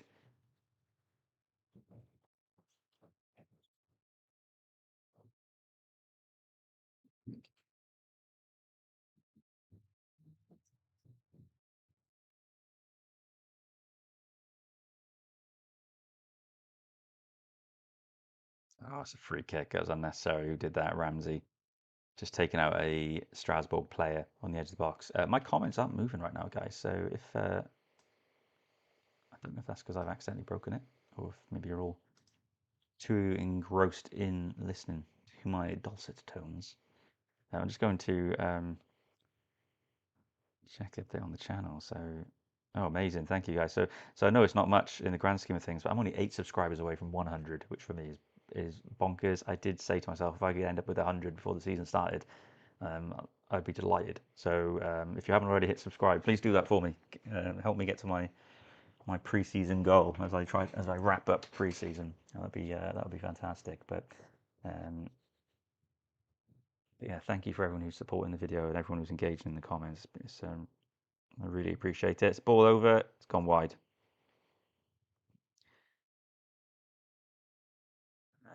For anyone asking, Ewan Joanne has done really well in goal. Hasn't had to do a whole lot, but when he's done it, he's done it.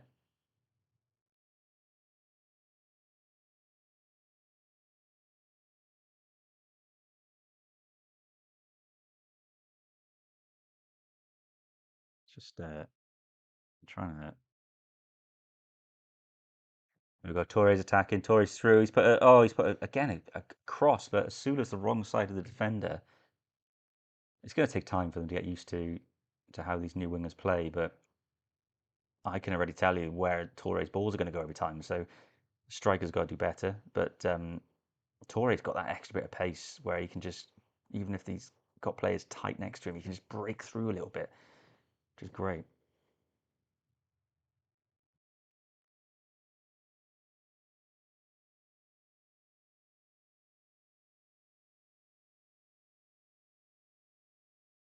So we're now in the 57th, 58th minute, sorry, as we go.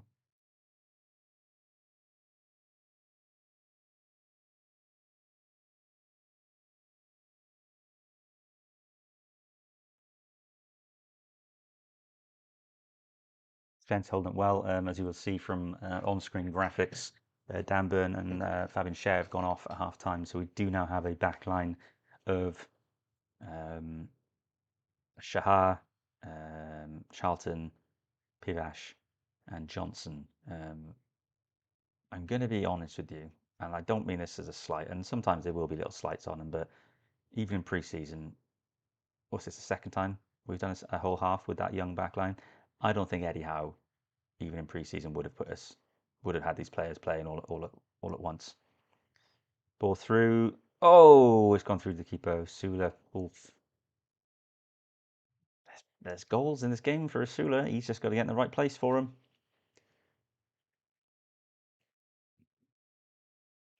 Just enjoying my hydration break, as was pointed out to me earlier on the feed.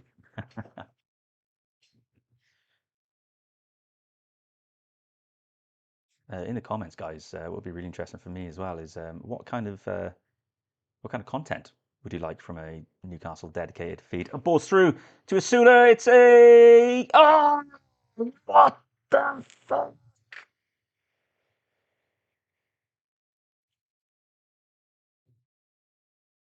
Ah.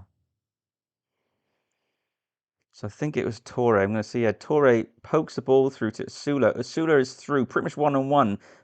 Tries to dink it over the keeper, but puts it wide. Oh, Will Asula. Told you those goals in this game for him. Oh, Jacob Murphy puts a ball across. Oh, there's no one on the edge of 6-0. There's another goal coming from Newcastle in this game. There's another goal coming. Reception says Pepsi or Coke. Pepsi. I don't drink Coke much now, actually. Pepsi. I used to love Coke, and I swear I would have said Coca-Cola over Pepsi every day of the week, and I did for about 30 years of my life. the last couple of years, Pepsi Max just found me, man. And now it's like McDonald's and Burger King. This is what me and my wife always use the analogy. It's like as you get older, you realize that actually Burger King is better than McDonald's. Whereas when you're younger, you're like, no, no, there's not a chance. But then as you get older, you realize the same is true with Coke and Pepsi as well. And sorry, what I was saying, yeah, those in the comments, maybe what would you like content-wise from a dedicated Newcastle channel that's not just here to enrage you and make you think it's all doom and gloom. I would be curious to know what you'd like, and maybe it's kind of content I can work on for you throughout the season. Could be anything really. But yeah, hit me up and I'll hit me up in the comments and I'll make a note of things. All my free time, very little as it is, and it goes towards this baby. So, oh, well, let's see what her reception. So agrees with the Pepsi is perhaps better than Coke, but disagrees with me on McDonald's. Do you know what? The problem with McDonald's is that it doesn't fill you up. You can get full for a moment with McDonald's. You can have enough and be like, oh, I'm full now. Like an hour later, you're ravenous. Whereas Burger King's like a meal, right? You eat your Burger King, you have your burger, you have your fries a bit thicker, you have all that, you're full, and you won't need to eat again until the next meal time, you know. Whereas McDonald's is like you eat it and your stomach's rumbling a little while later. I don't really understand all the whole thing of carbs and how all that stuff works, but I think it's probably something to do with that. But McDonald's fries, that is actually Remception what used to really push me towards preferring McDonald's over Burger King. But if you get enough salt on your Burger King fries, they are good. And don't be wrong, I do still get McDonald's more than Burger King because Burger King's not as local to us where I am. But I'll admit now Burger King is a better experience than McDonald's. McDonald's ain't cheap now in the UK either.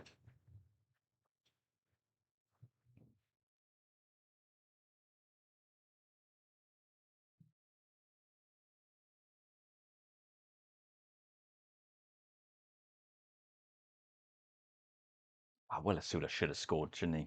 I know some of you aren't watching, but he should have scored that chance he had. So my clock has gone to zero. Is that a zero rather than a six? What's happened to my clock?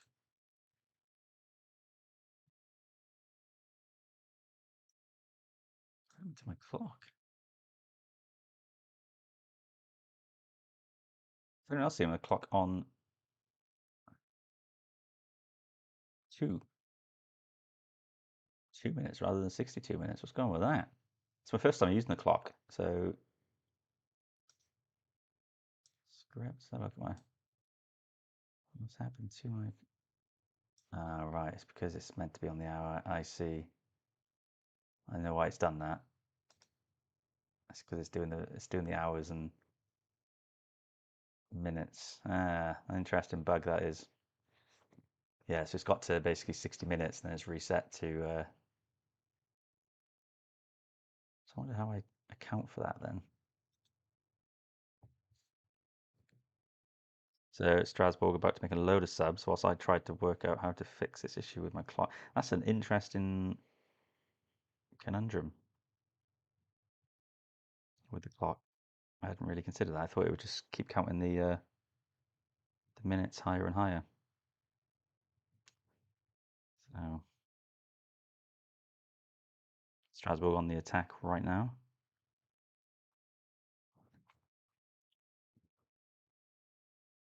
Blocked by I think Willock.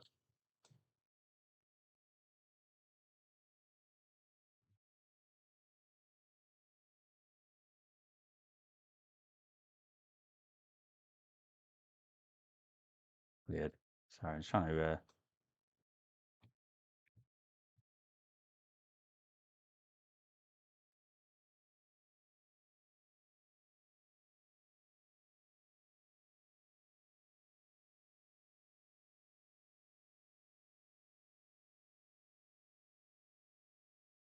Oh wow, it's all gone wrong. Clock is going off. Clock is going off. It's all gone wrong on the timer. Oh, that's why.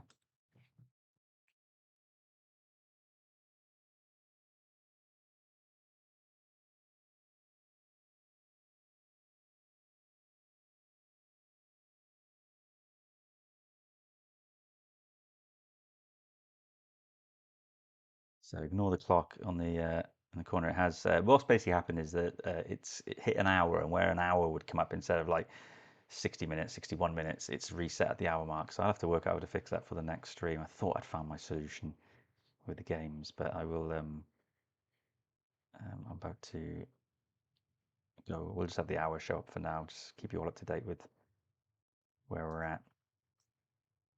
Oh, it's all gone wrong now.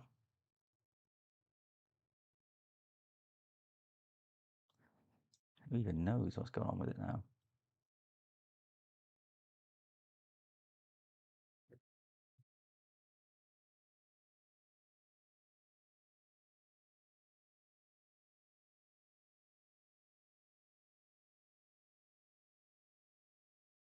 There we go.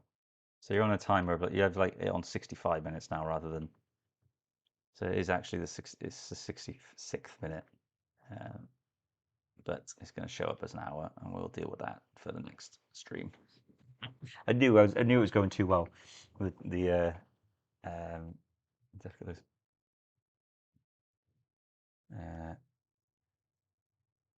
Okay, so Remception says keep the clock the same, but write second half next to it. Do you know, I thought about that. So should I just run the 0 to 45 every time? But then I've got my second half graphic obviously over on the one side. So do I just do that? Just run 45 minutes each time? I just don't know if I'm going to be able to keep. That would make that would work, wouldn't it? Frustrating that. That's really annoyed me. Where am I watching the game? Says Alexandru Martinica. I'm watching it on NewcastleUnited.com. Yeah, the clock has a minus on. It's right. Hope Snoozy gets a few minutes. Yeah, he didn't yesterday, so I took that to assume he was going to get some today. But no sign of it just yet, I don't think. As we get to the end of the hydration break. And Shazaz said, I really don't care much about the clock. Please tell us what's going on in the match. What's funny is that I got called out yesterday for not having the clock running. So it's quite funny now that we don't remind. I didn't think the clock was a massive issue. It's a nice little added bonus, but yeah, we are approaching the 100, the 68th. Well, we're in the 68th minute now, actually. So we've just got back from the hydration break. Joanne with a long kick forward, which we haven't done too much of in this game, actually. Strasbourg have got the ball back. What's been quite interesting is that even though we took off Burn and Share at half time, I was a little nervous about the defensive side of things. With the young kids out for the second half, we've actually not been under much pressure in the second half. Oh, Torres has gone past two players. His pace is mad. Speaking of pace, Asula is he's taking out a play. Taking out a play. Unlucky.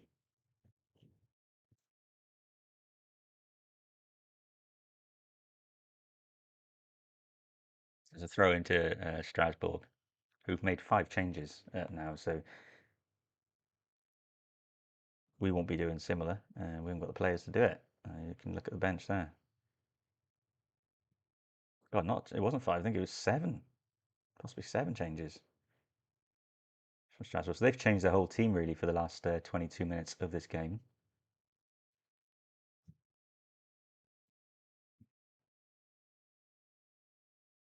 Oh, Murphy's dilly-dallying with it. He's lost it on the edge of the penalty box. Oh, it wasn't Murphy, it was Bamba. Was it Bamba? Oh. It's 1-1. I think it was Bamba. I say Murphy. I thought it was. No, it wasn't. It was Ramsey. It was Ramsey. He moved so quick that I thought Bamba got it. Sorry. So it was Ramsey who was dilly-dallying with the ball on the edge of the box. Don't know what he was thinking here. He just needed to get rid of the ball, but he starts trying to. He's going between 2 Strasbourg players. They've just pressed around him, and Ramsey's trying some skills rather than passing the ball. They've pinched the ball off him, and then just the one player's just passed it in front of his other teammate who's just scored it in the top corner. Nothing Yuan Joen could do about it. That's a really bad goal out of nothing. Out of nothing. And after all the chances that Newcastle United had in this second half in particular, find ourselves 1-1. That is a really, really disappointing outcome, that.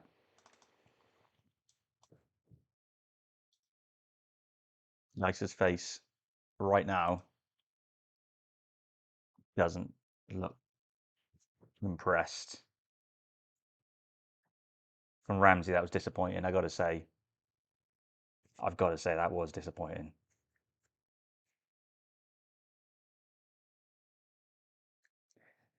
Shah's up the line. He's kept it in. Oh, it's corner. It's won a corner. Koulibaly's knocked it out. Basically, it was kicked at his head, though. Yeah, it will be a corner. Murphy giving the signal for it. Not sure what.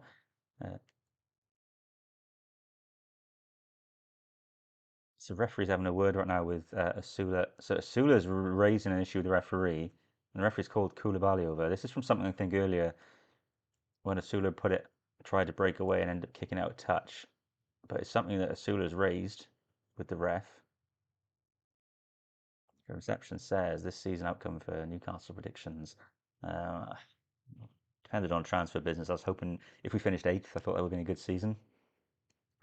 Or anywhere top 8. At this point, even if we get 9th, I'd like to be in single digits. To be honest, I don't think we're going to get Champions League. Oh, here we go. Oh, why isn't he just smashed it? Oh, whoever 68 is, who is that? Johnson. Wow, should have smashed it. Didn't want that ball to fall to a centre back, but oh, it's Pirash, sorry, not Johnson. Yeah, I mean 8th would be nice, but we're gonna have to start clicking for that. But there's a lot of teams in Europe this season, and the teams who would be battling us for that 8th, between 7th and 10th, some of them are in Europe already, and I think that they're going to struggle with that. So we have to be on top of that and pounce on it. You just got to look at Man United who are in the Champions League. They don't stand a chance now. The squad is so weak for 2 games a week. Carrick can't manage for 2 games a week as well. We saw that at the end of last season. But yeah, Batty says, yeah, he hopes so on 8. So yeah, this is 1-1. Crowd is pretty dead. It's a pre-season game. It's not the same crowd that have made Newcastle United and St James's Park so famous. But I think that goal really come out of nothing has knocked the stuffing out of us. My worry now is if they go on and get another goal, the amount of chances we've had, and Asula just has not been there to bury them. So it's back with Joanne right now. What does the red line beside Murphy's name? Oh, it's just like a red, just a graphic. It doesn't mean anything for him particularly. That's a good point, though. I suppose it does look a little bit like he might have been sent off. He's not, though. It's just an on-screen there.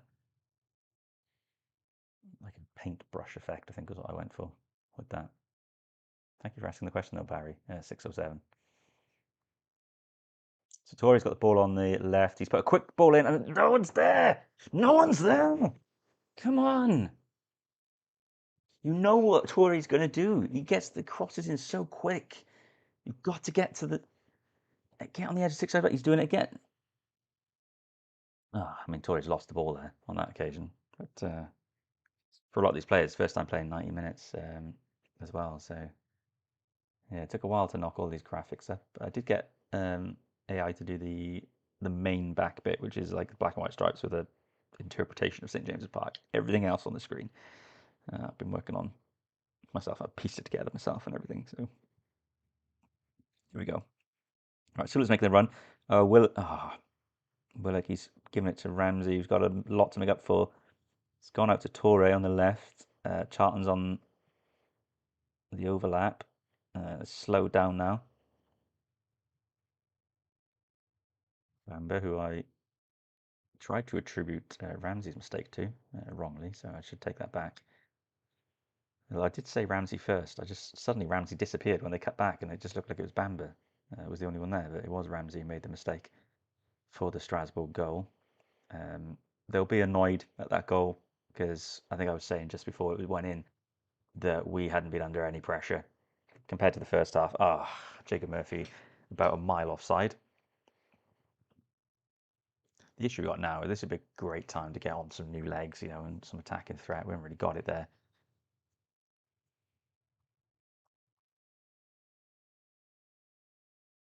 Jacob Murphy is coming off. Who's he going to give the armband to now then?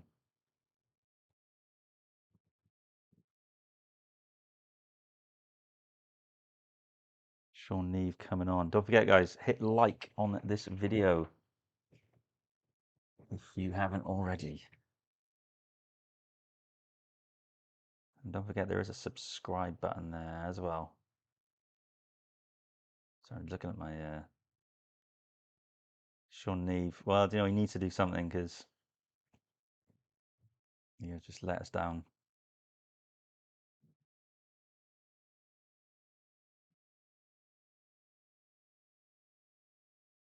I wonder where he's going to play. Sula looks like he may have dropped out.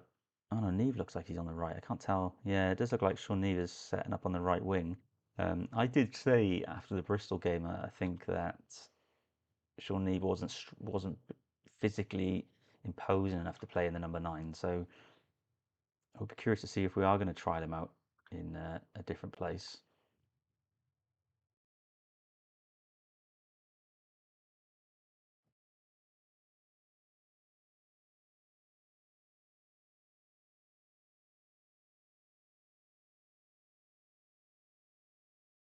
So the thing Neve does is lose the ball.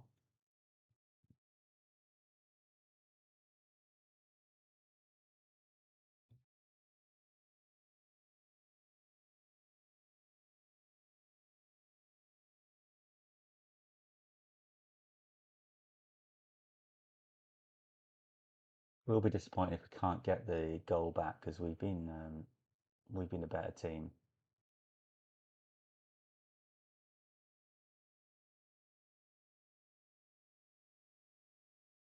3, 6 too much, mate. On, off, injured, sent off. So when you truthfully the rest is just annoying on top of a stressful game. Ah well, it is what it is.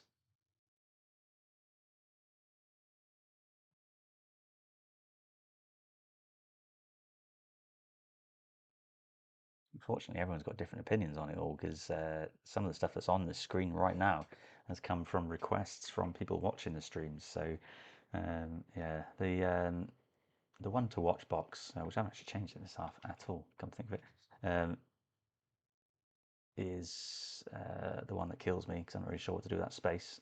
But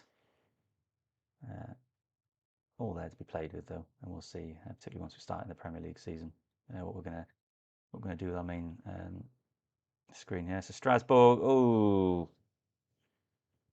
we are looking on the ropes a little bit now. Oof, it's looking a bit dicey. It is looking a bit dicey. So one to watch now becomes Jaissle. What's he going to do? What can he do for the last 12 minutes of this game?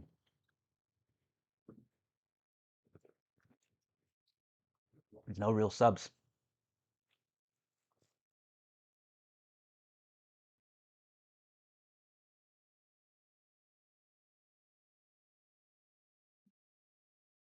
Zanussi hasn't come on though, which is a surprise actually. Thought he would have got a run out in this game. He hasn't. He hasn't so far though, which is a surprise.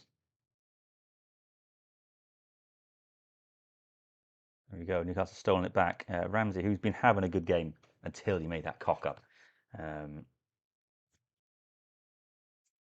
But again, we've just lost the ball. Strasbourg are on the attack. The defender's watching the man. It's just got through 4 players. I don't know how he's even managed that. Problem we got, we're playing deep now. That's free kick all day long. Oh, getting into it. Oh, I like that, Willock. I like that. Willock really pissed off with the Strasbourg player there. Referee sounded to calm down. Willock did grab the shirt and shove him back as well.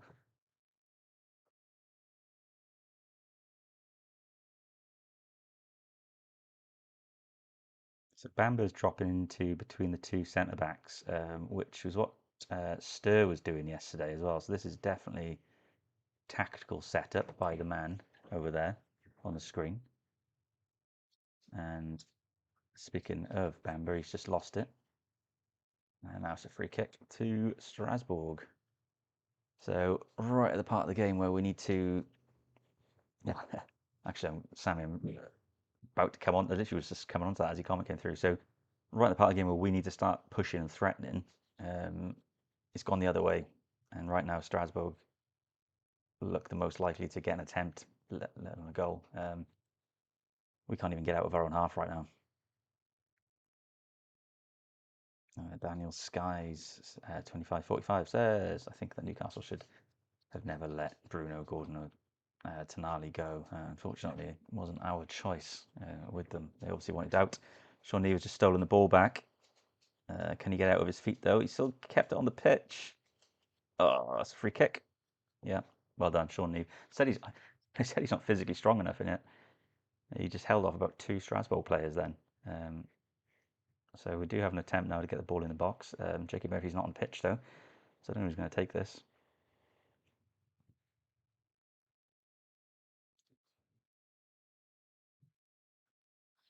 And Dan's guy's asking why Harvey Barnes isn't on the bench. So Barnes is one of the players who played yesterday. I think he might have even done the full 90 minutes. So we've named, apart from the youngsters that are on the bench, we've named an entirely new team for today. It's a different squad. So it would be nice to have some of those attacking players on. But this game, I think they just said on commentary, will go to a penalty shootout if it's 1-1. So Torres just hasn't played the ball in. It's been whipped in by, I think, Shahar. The ball's come out to Sean Neves, who's been tackled.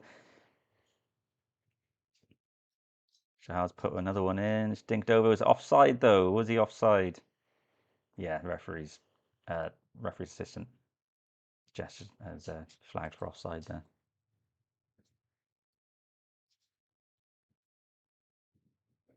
The irony, talking about on-screen graphics, I was looking at one earlier for penalty shootouts, and I thought, I won't need that for a while, apart from maybe League Cups, so I didn't bother. And sure enough, that was a few hours ago. could end been a penalty shootout.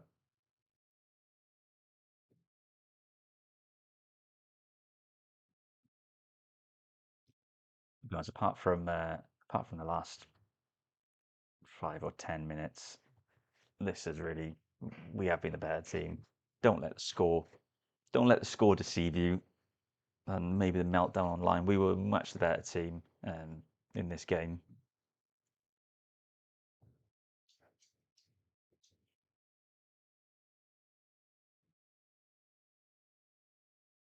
I do worry now that as they're applying pressure, because they've got all fresh players, right? I think they scored the goal after they put on like 7 or 8, 9 new players. So we can't do that. But that's by design, right? So Jaissle wants to win games, but he's not doing it necessarily for the wins as well, because he knows he hasn't got, the game management isn't there for us in this because we haven't got the players to do. Next week against Liverpool, Jaissle's going to have a full bench of quality players to come on. He hasn't had that this weekend.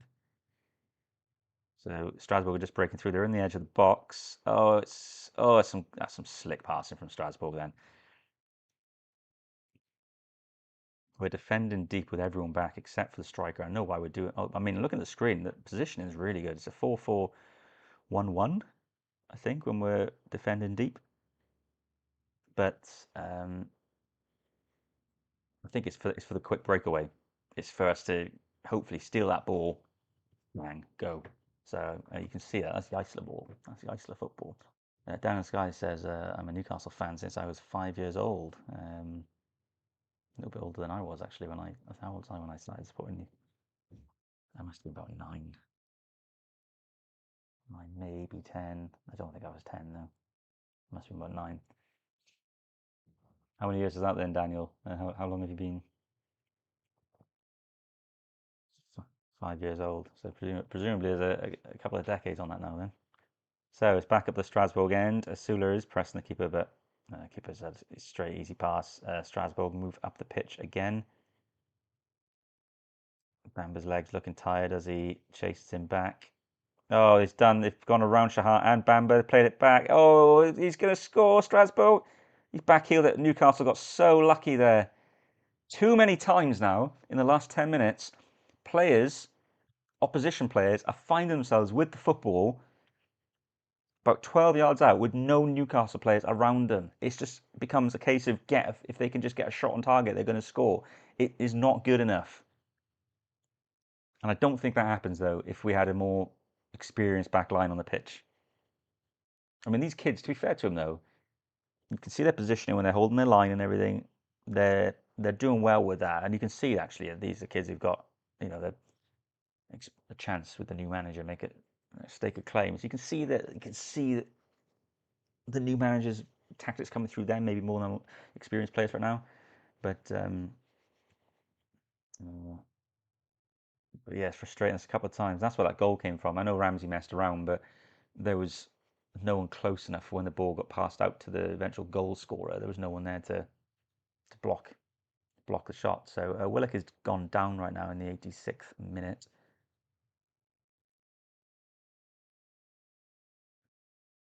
Don't know if he was injured or if he's just trying to buy some time. Oh God, Willock's! I just see Willock's wearing the captain's armband. Fuck my life.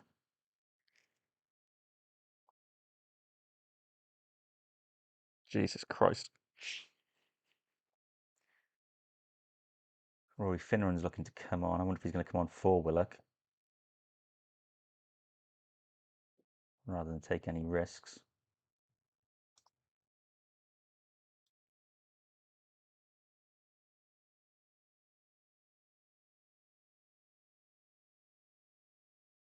Yeah, Willock's come off. That armband has been around a bit today, I'll tell you that.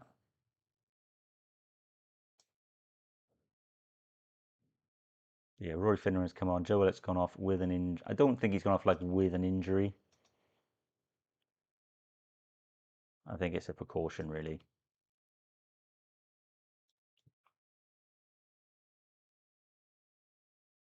The Newcastle United have got 5 minutes to try and prevent this going to a penalty shootout. But right now, Strasbourg do look the most likely. It's for a goal. It's got a late winner for Strasbourg written all over it this game.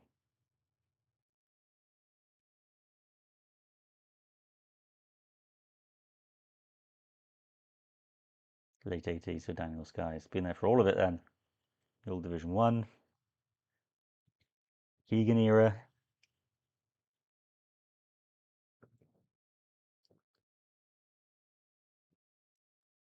Can is warm now. It was nice and cold and I popped it open earlier. So let's go some hard commentary for the last 3 minutes of this game then. Dan Sky said I think they should have given Nick Pope a run out. I think I said earlier at the start of the stream, actually at the top of the stream, I think Nick Pope's just completely done now. The fact he's not even on the bench to even have his kit on, I think there's obviously been an agreement behind the scenes that he's finished. He's probably just training with the team now as normal. But interesting, we haven't heard who he might be talking to though, because there's clubs who'll buy him, but the fact he's not in the squad doesn't mean I think that. So, well, yeah, announced the penalty shootout. Definitely cheered or booed or not. Fans leaving the stadium, but they're going to miss the shootout. Yeah, I think Nick Pope, the fact he's not in a squad at all means we probably won't even ask for a massive fee for him. I think we just want to get him off the books now.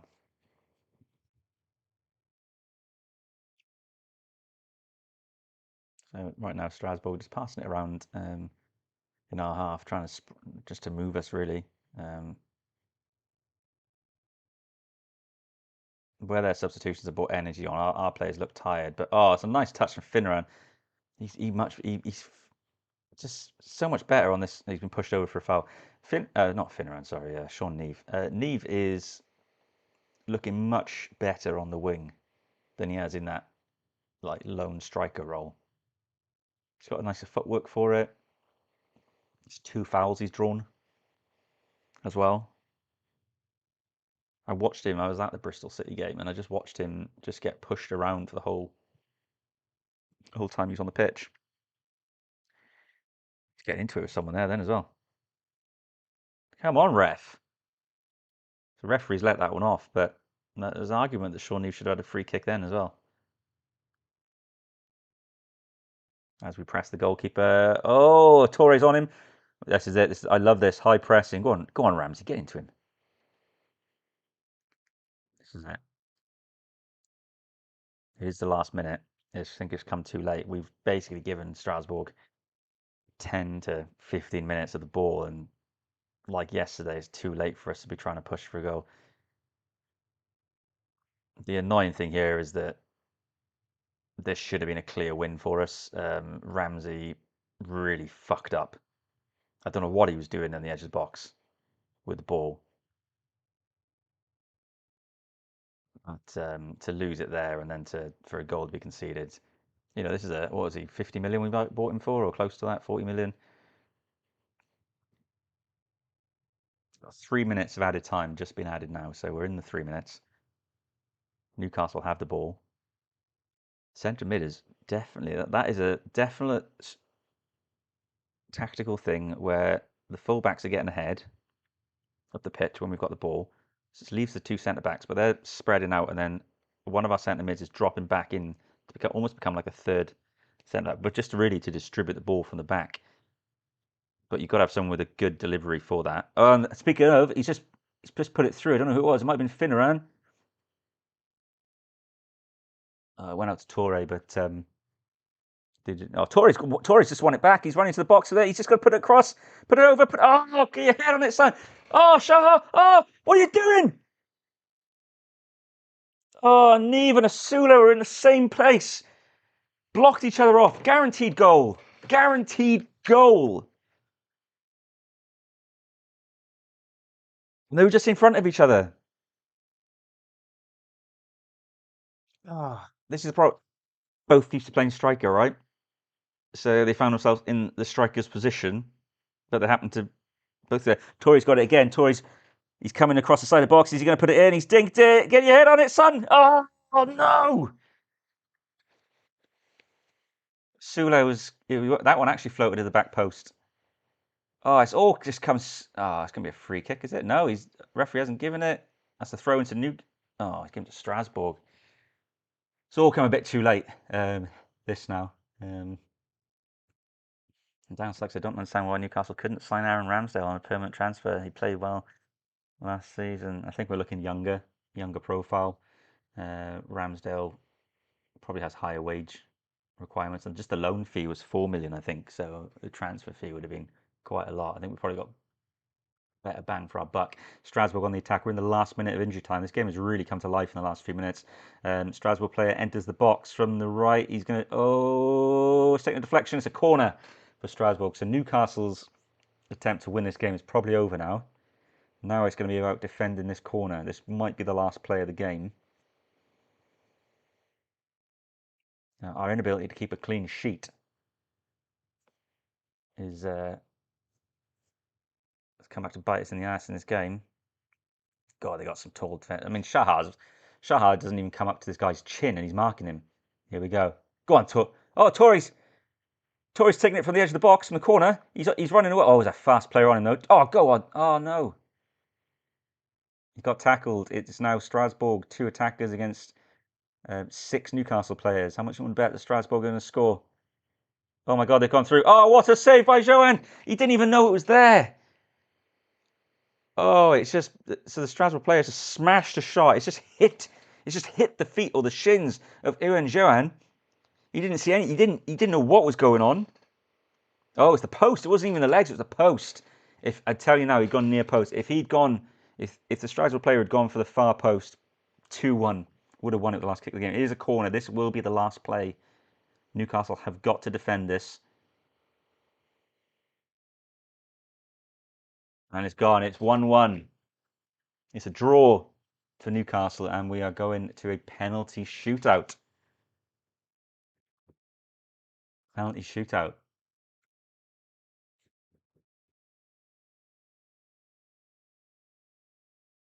So it's 1-1, and the shootout doesn't mean anything really. I think it does, yeah. But Ramsey has a face on him. He knows. He knows. He cocked up. He cocked up. So we'll just wait for the shootout to take place now. Assuming it's going to be on the stream. If not, then I won't even know who's won it. But Annoying that was. Should have won the game really. Um, with so many chances. I mean, we could have won it at the end as well, actually, where Neve and Sula just were blocking each other. Just one of them needed to just kick it, and the other one needed to get out of the fucking way, and neither of them did it. Um, so that was frustrating. But it's 1-1 at full time. So who are the penalty takers going to be? Let's find out. Still got some important players on the pitch. So Sula will take one, you assume. Ramsey take one. Willock's not on the pitch now. Torre probably take one. Bamba maybe. Neve. Some of the youngsters though have shown a lot of interest, so maybe the youngsters are going to step up.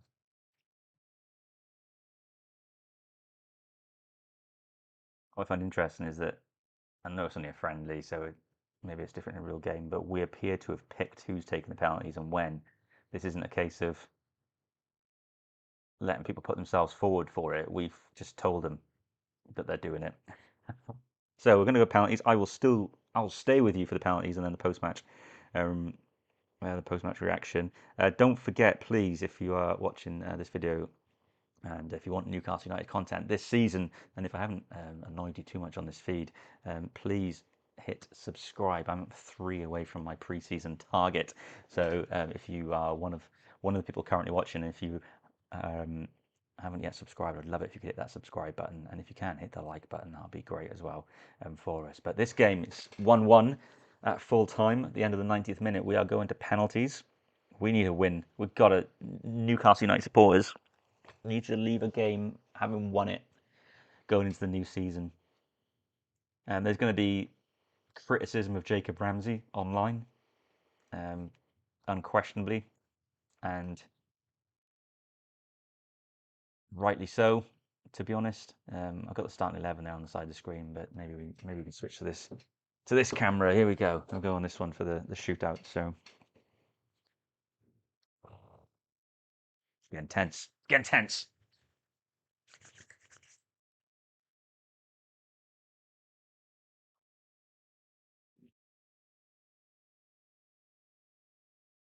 So they're going to take the penalties at the Gallagate end. Ramsey's wearing the captain's armband, I just realised as well. So Joe Stevenson, yes, Joe Stevenson has just said, just subscribe because I can tell you're not a completely negative person. Um, that's why I started this channel, right? I was just sick of all the negative stuff. Now I'll be honest.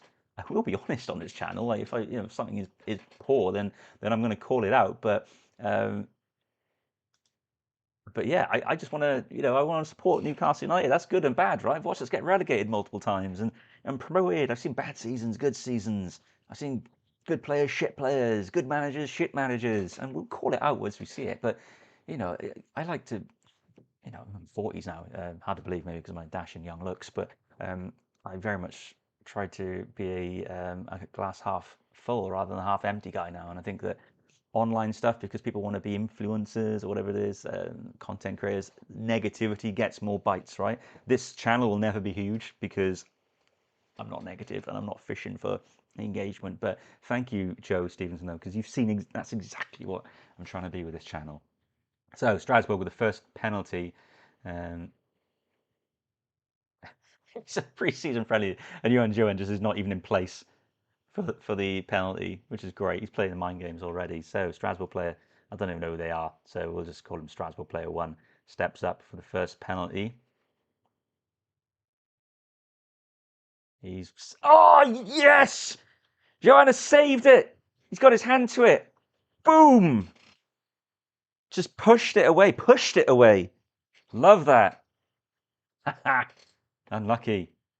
So Strasbourg missed their first penalty. Hitting the comments, Joe Sims says our fan base has been terrible this past year. They have been very contradictory by some of the biggest vocal ones on social media as well. Skills team said I would have liked Sinisi to be on the right wing.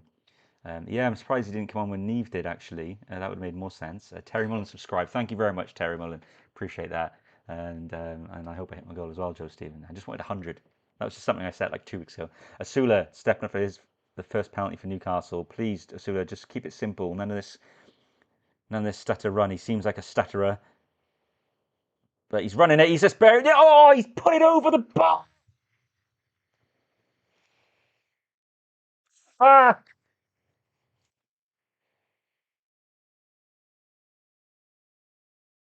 Willisula misses his penalty. We haven't got a fucking penalty taker in our team now, have we? This coming season, they're all bloody gone. Willisula, who didn't do a stutter run, and you'd think he would, given that he loves to step over and all that stuff. He just skied it. Reception, sadly must leave you and leave your peeps. Time to head to the store. Good luck with your shopping. Reception, been a pleasure speaking with you. Thank you for joining me on it. So Strasbourg, it's 0-0 after one penalty each. Strasbourg runs up and he scores. Puts it down his down the goalkeeper's right. Joanne, which went the wrong way completely on it. It's 1-0 in the shootout. Skills Dean says I've subscribed as well from. Thank you very much to see where we're at. Where we. Jacob Ramsey, who gifted away the goal. Oh, look at that. I'm on 100 subscribers. Thank you very much to everyone. Just check then. There we go. Look at that. I can't see where it is. 100 subscribers. That's a pleasure. Thank you so much to everyone who's done that. Hopefully Jacob Ramsey can celebrate it with a goal. Jacob Ramsey is running up. Oh, he skied it again!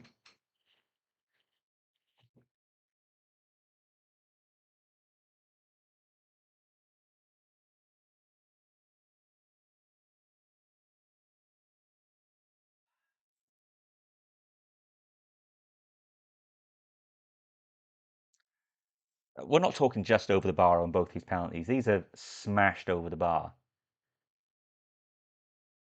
You're 12 yards out. Been awful.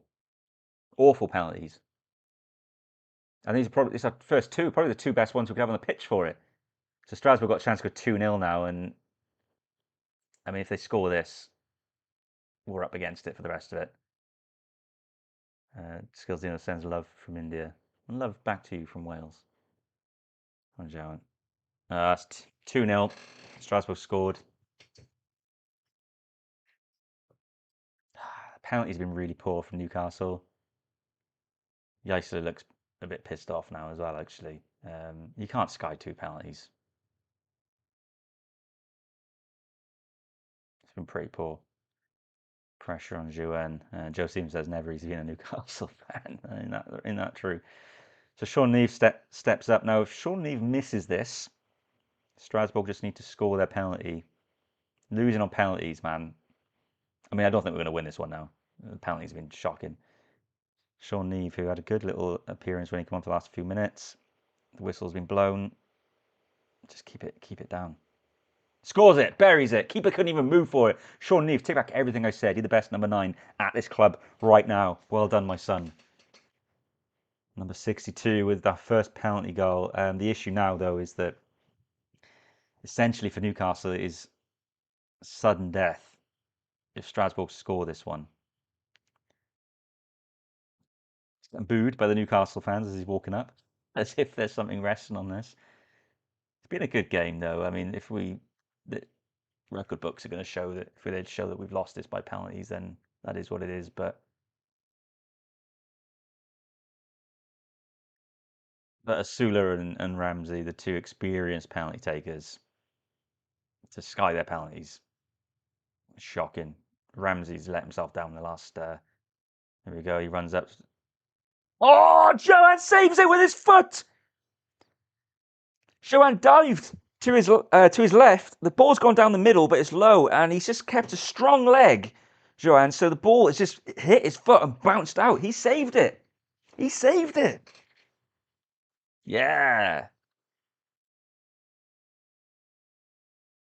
And Torre, who I think Torre is going to be a legend for us, man. I'm using legend as like not as an actual statue outside the building, but I think he's going to be a really good player for us. So Torre stepping up. I put all this pressure on him. I was saying he's going to be good. He needs to score, but we have to score all our penalties now.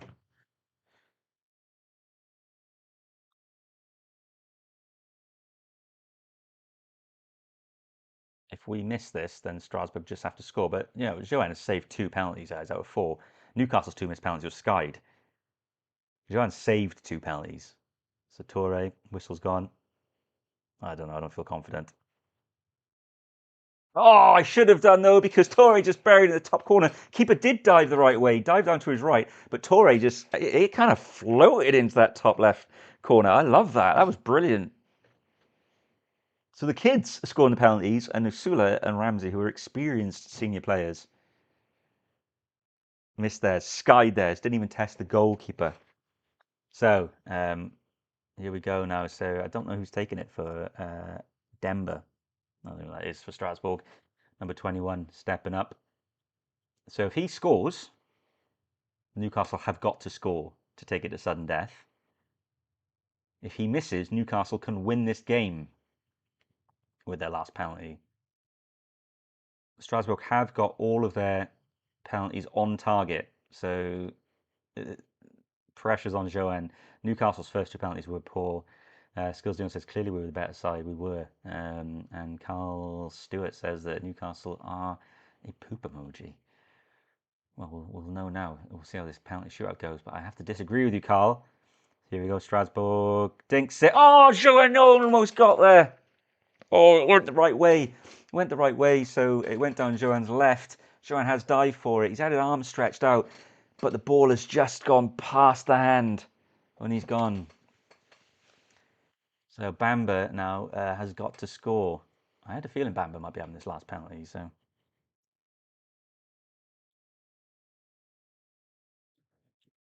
If we lose it, people are going to be complaining, but you want the good feeling of winning a game of football. But listen, the game's been good.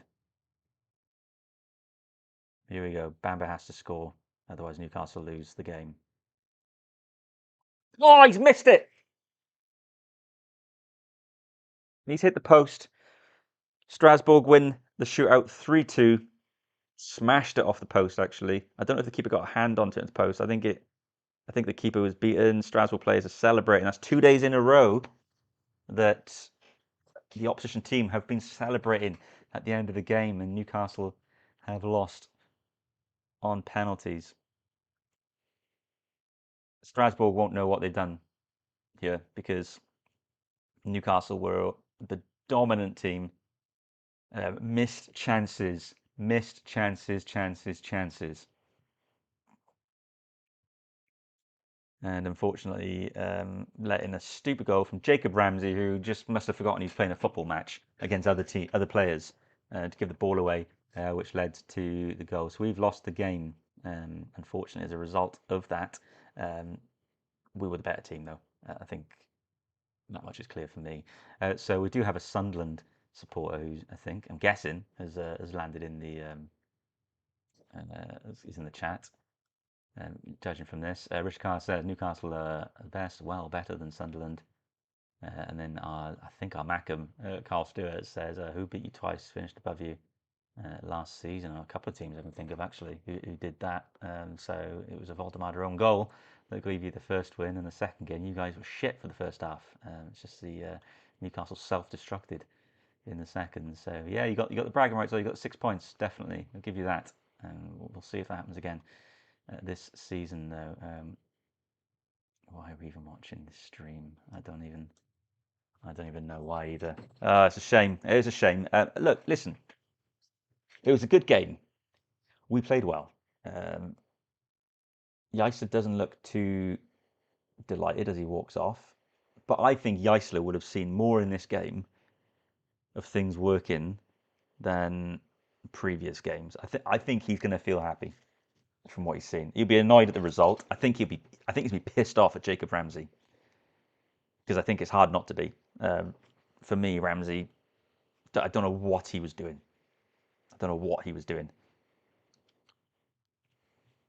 When he was messing around the ball on the edge of the box. I mean, you can't do it. Jacob Ramsey is a professional footballer. You play at grassroots, you get told not to do what he was doing. So I think Jaissle's going to be annoyed at that. And Ramsey, for all the good he did in the game, you then start thinking, is he, he could have been starting next week. As he just shot himself in the foot with that And maybe. And that's a shame. I like Ramsey. I think Ramsey can be really good for us this season, but he may have that mistake. He may have actually talked about starting next week. We'll have to see. Jaissle's got a week of them now on the training ground, but disappointing because until that point when they scored, Strasbourg hadn't threatened us in the second half at all, really. We were holding strong, and after they scored, they were a bit dominant for about 10 minutes. We came back into it again, but I think we just got tired. And to be honest, we probably did get tired around the 60-minute mark, and that's when you want to bring on some new players and of the same level of ability, or maybe a similar level of ability, and bring them on a new energy. We didn't have that because of the 2 games thing. And actually, as a club, we have to look at are 2 games sensible for this final game before the season, where you want to push on with, enthusiasm for the season ahead, excitement. You just want one game where you can get your squad playing, get them, and hopefully win a game of football, get the right kind of subs. Jaissle has not had a game yet where he's really been able to practice proper game management with the subs yet.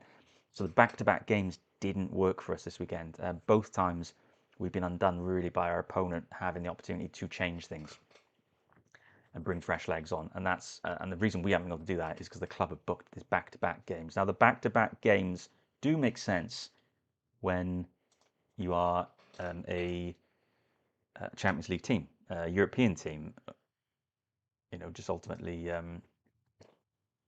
big squad. Yeah, we don't have a big squad right now.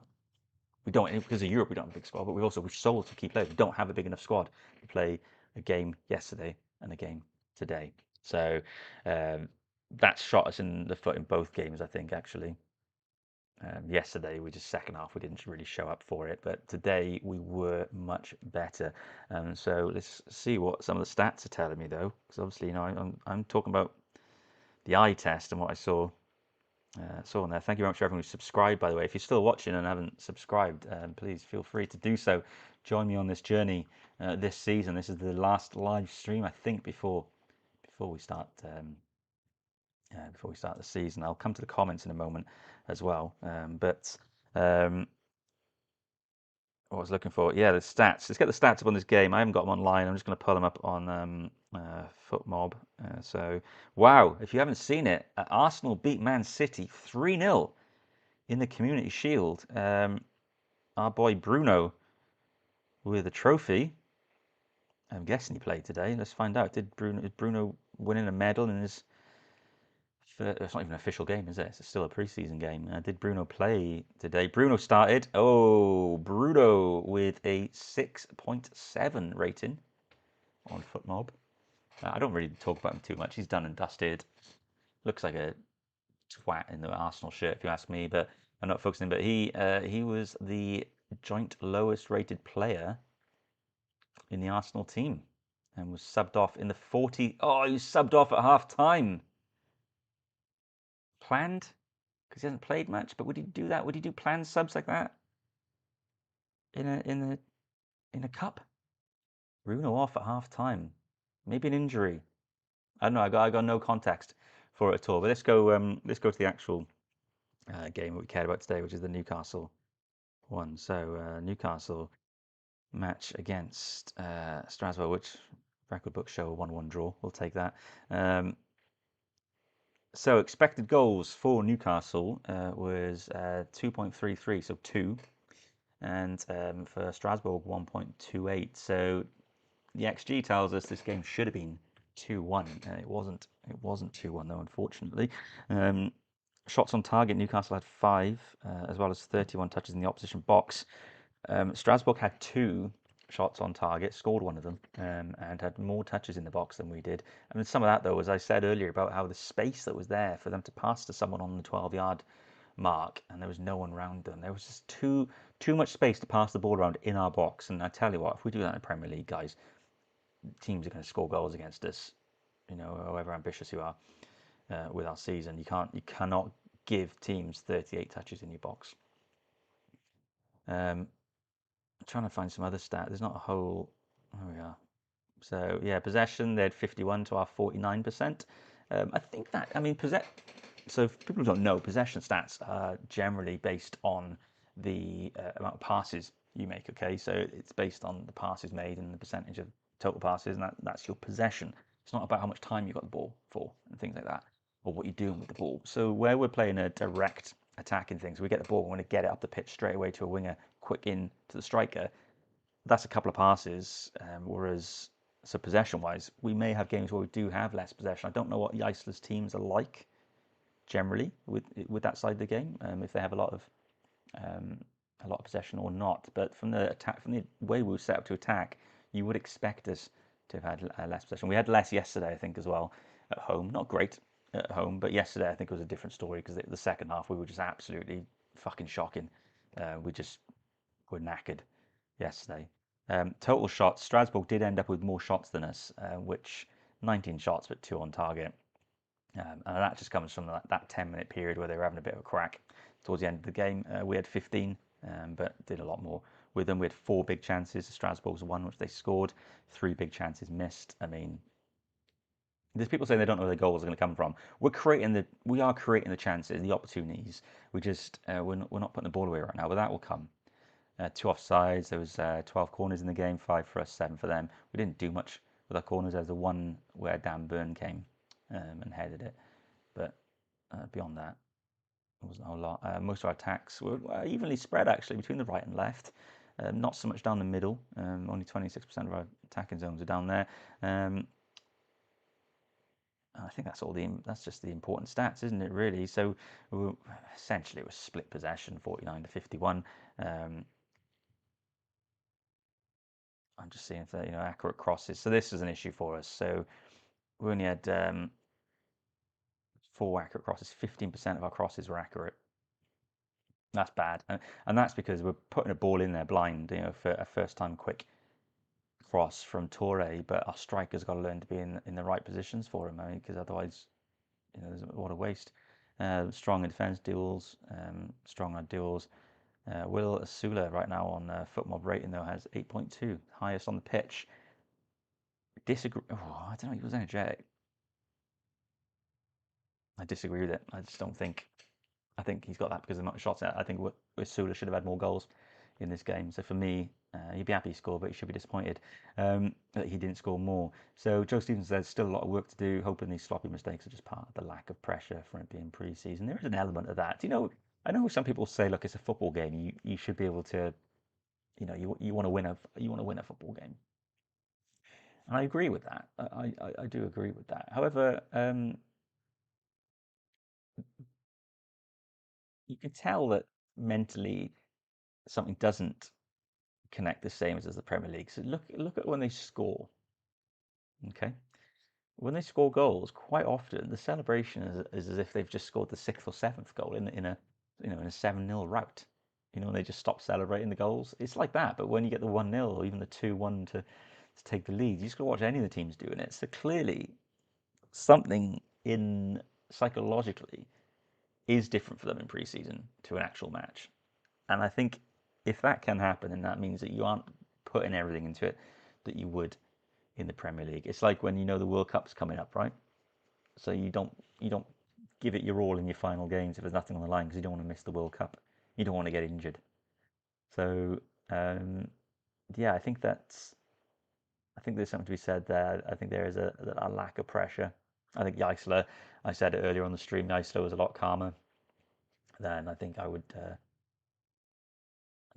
expect him to be come Sunday against Liverpool. So yeah, what did I think was positive about this game then? I think that Toure looked really he was front-footed all the time. Got that ball, he wanted to take his man on, wanted to get down the wing. It's nice to have a left winger who's not always looking to cut in all the time. The last couple of years we've had Gordon and Barnes as our dedicated left wingers, and they always look to cut in, whether it's for a cross or for a shot. They couldn't do anything with their left foot. So I think that the thing for us now is that we've got both.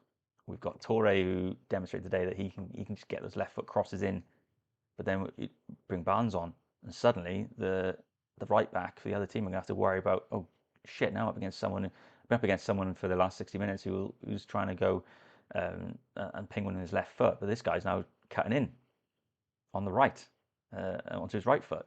So suddenly you throw off the other teams. We haven't been able to make those changes the last 2 days.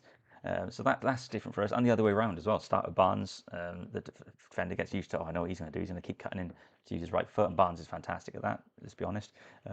But suddenly you make the change and Toure comes on, and suddenly the right backs, he thinks this guy's going to cut in. He's like, oh shit, no, he's going to run down the line, and he's going to put one in his left foot. So I think that's excited me. Murphy, for all his faults, guys, and Murphy frustrates me at the best of times. Murphy had a better game today than Alanga had yesterday. Murphy was he was also quite front-footed, you know, and he's putting good crosses in. He put in the cross that led to the goal from Asula as well. So Murphy played well today. Against Liverpool, where maybe we may concede possession a bit and play a bit deeper, you might want Alanga on the pitch to start because you want to get those runs in behind. So I think Alanga will start against Liverpool, but I can see why you may go with Murphy as well, because he demonstrated today he can get those crosses in for the striker. Dad bod to Jim bod. I think I need some of that myself, mate. Having looked in the mirror this morning. Don't make excuses for your team. They're dreadful. No excuses being made at all. But we certainly were not dreadful today at all. And what else was a good note for us? Bamba, he was quiet in the game, but I think sometimes midfielders who are quiet because they're just doing their job. They're just being efficient on the pitch. So I think he just did his job, really. It looks like yesterday and today that him and Sean Sturr are playing similar roles, which I didn't really foresee that being the case. But I'd like to see Sturr play a bit more forward, maybe, in our actual games. So we'll see, you know, now that pre-season's over and players will, now we have the squads to work with rather than just a team of 11 and some kids coming on. Now we've got an actual squad. Maybe it'll be a bit different for us. But yeah, Bambo's quiet. I actually thought Jacob Ramsey was doing well, better in the first half, but the mistake he's made on the Strasbourg goal has really pissed me off, to be honest, because we were seeing the game out. I don't know what he was thinking. He just had to clear the ball. We shout something in kids football, right? Well, you just shout danger zone, and that's basically telling your players to get rid of the ball, kick it away, just kick it away anywhere. Just get it away from the danger zone. And I would have been screaming that to Jacob Ramsey, saying, it's fucking danger zone, Jacob. Just kick it anywhere. But he pissed around with it, and we conceded a goal. And his penalty just summed up his last 10 or 15 minutes of the game. But he had a good game before that. I thought him and Willock linked up quite well. Willock was pretty decent today, actually. Willock winds me up a treat. I didn't like how he went on at Bruno. I know we all hate Bruno now as he left us, blah, blah, blah, but the way Jacob spoke to Bruno when Bruno was still our captain in the game, I can't remember who it was against now, but that, unacceptable for me. What was that against? Was that West Ham or was it someone else? I don't remember who it was against. But Willock was decent today. Defensively, Shahar had his best game for us, actually. That's not to say he was fantastic, but it was just his best game. The last 2 games, he's noticeably been weaker and has left us open for goals. There was a moment or two of that today, actually, where he was out of position, or at least he was too far detached from what was going on with the centre backs, that it left gaps in behind. I can think of one moment in the second half off the top of my head where that happened as well today. But he was better. I thought that Charlton played well at left back. Both him and Shah were really good at getting forward. I feel like the youngsters are really taking on board what Jaissle wants them doing, but I just think there's a quality level that just is not there with them. I know a lot of these aren't the ones we've been bringing in. So our academy's got some great kids in it right now who we're not going to see for a few years, but I don't know if these guys are the answers. Byrne was good, Cher was good. They were just a bit slow, but I thought we defensively looked very strong in the second half. It all went wrong right at the time that Ramsey just gave that goal away, and we were suddenly under pressure, and that's because of Ramsey. So, and then finally, Ewan Joen was he was very good today. I thought he was really good. Unlucky on the goal. I mean, on the goal, listen, when you see it, you'll realise that the keeper couldn't have done anything about it. The Strasbourg player had a free shot at the goal, at the whole goal. It was open for him. Joen, it was like trying to save a penalty, right? So the favoured the attacker. So He played well though. He's brave. He came out. I thought he looked stronger than he did against Bristol. I thought he was good against Bristol actually, but I thought he looked better in this game. He's really good in the penalty shootout. Saved two. Could have saved a third if his hand had just got across. I mean, if your goalkeeper saves two penalties, guys, you as a team, you've got to win that fucking shootout. Your keeper's done everything you're asking of. He saved two penalties. And for you to then sky two penalties and they hit the post on another, I mean, Jesus. Kills me just thinking about it. But that's the situation we're in. But Joanne did really well. There will be people saying, I know it's going to happen. There will be people saying that because there's, for whatever reason, there's been negative talk about Hornacek already, just because of a couple of goals. And the one yesterday took a deflection and went past him. It wasn't his fault. And it was a great goal, which Valencia scored past him from distance last week. There were people saying that Joanne should start ahead of Hornacek. We're not there yet. We're not there yet. But saw enough of Joanne to tell me that, I mean, Hornacek's young as well, right? These are two young goalkeepers. Some part of me still thinks that Joanne is here to be sold on for big money down the line. I can see it. I don't think Hornacek's here for that reason. Or maybe he is. I don't know. I don't think we keep both these goalkeepers for a long, long stretch of time. And so Joanne, I think that he's done well today. I think Joanne will start against West Brom in a week and a half in the League Cup. But I think Hornacek definitely starts against Liverpool. So in the comments, Mr. Claude Henry Smoot says this is going to be a long season. Aren't they all, though? Aren't they all? I'm excited for it, man. You never know what's going to happen in a football season. We could be we're not going to be, but we could be relegated in May, or we could win the whole fucking lot. You don't know when you go into a football season, and that's part of the fun. And God, the stress levels are mad. And when you have a mediocre season, you look back and you think, shit, I'm closer to the death than I am to birth right now. I can't afford any wasted seasons. But that's football, man. That's football, and that's why we love. That's why we love this game. And Al Capone 99 says 4 immediate first 11 signings required as a minimum.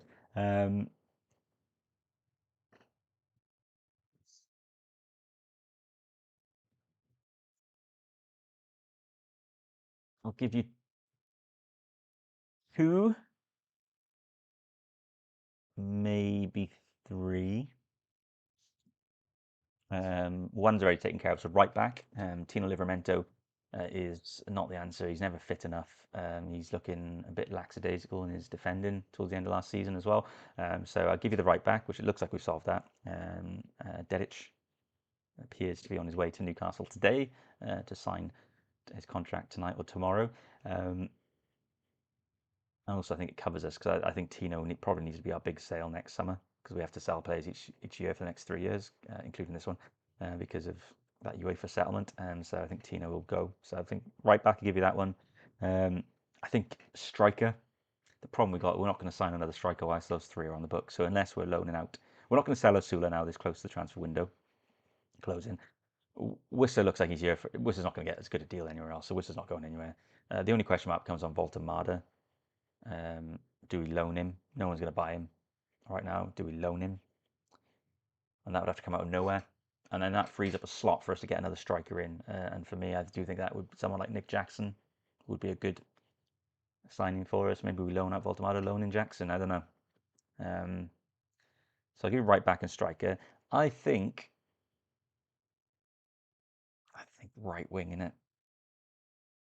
Right wing because Elanga. I think Elanga's going to have a good season, but then he has a game like yesterday, and you're like, and I don't want if Elanga's not on it, I don't want the alternative to be Jacob Murphy. Is the truth. So I think really a right winger, but unless we shift Jacob Murphy, I can't see us getting a right winger in. You can't have three on the books. We've got, I don't know if Torre does play on the right either. I don't know if that's part of his game. I've not known him before he's come to us, so maybe that's an option.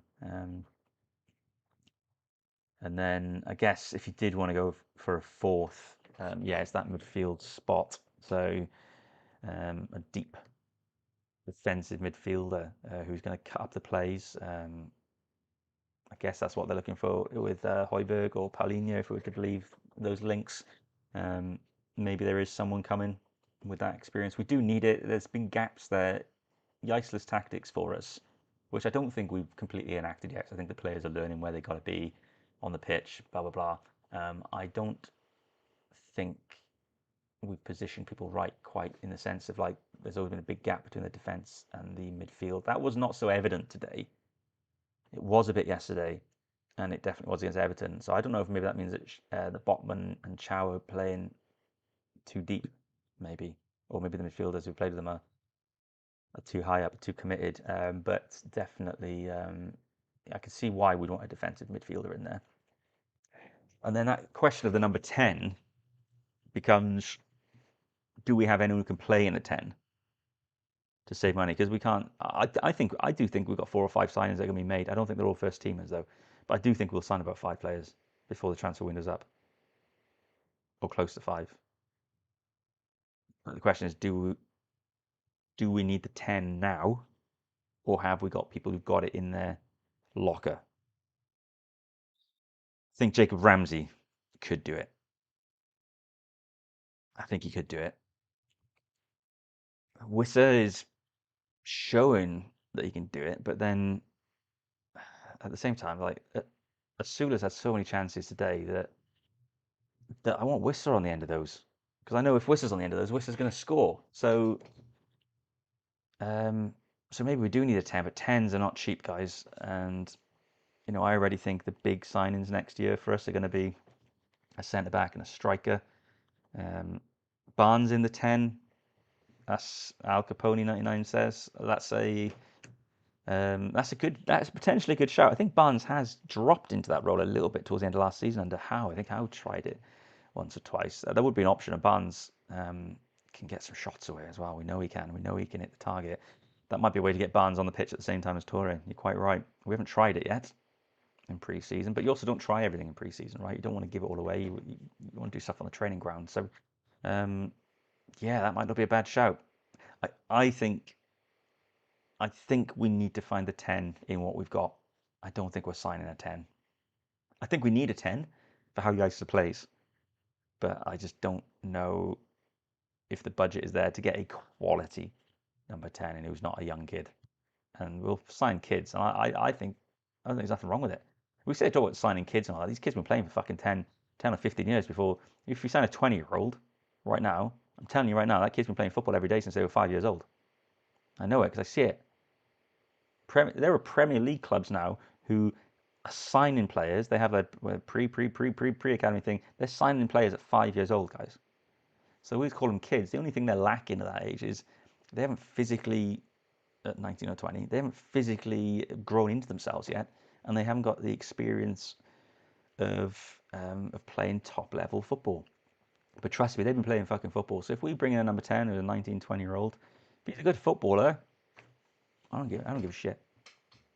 But that might be, if we do a 10, then I think it's going to have to be, it will have to be someone who's young, because I just can't see how we can invest in, that every team wants a 10, right? Every team wants a number 9 as well. That's why those position costs so fucking much. There's not many strikers who do bag 20 goals a year right now, a season. So when one becomes available, that's why teams pay so much money for them. So I think we'll have to do a little bit, make do with what we've got a bit in that regard. But certainly,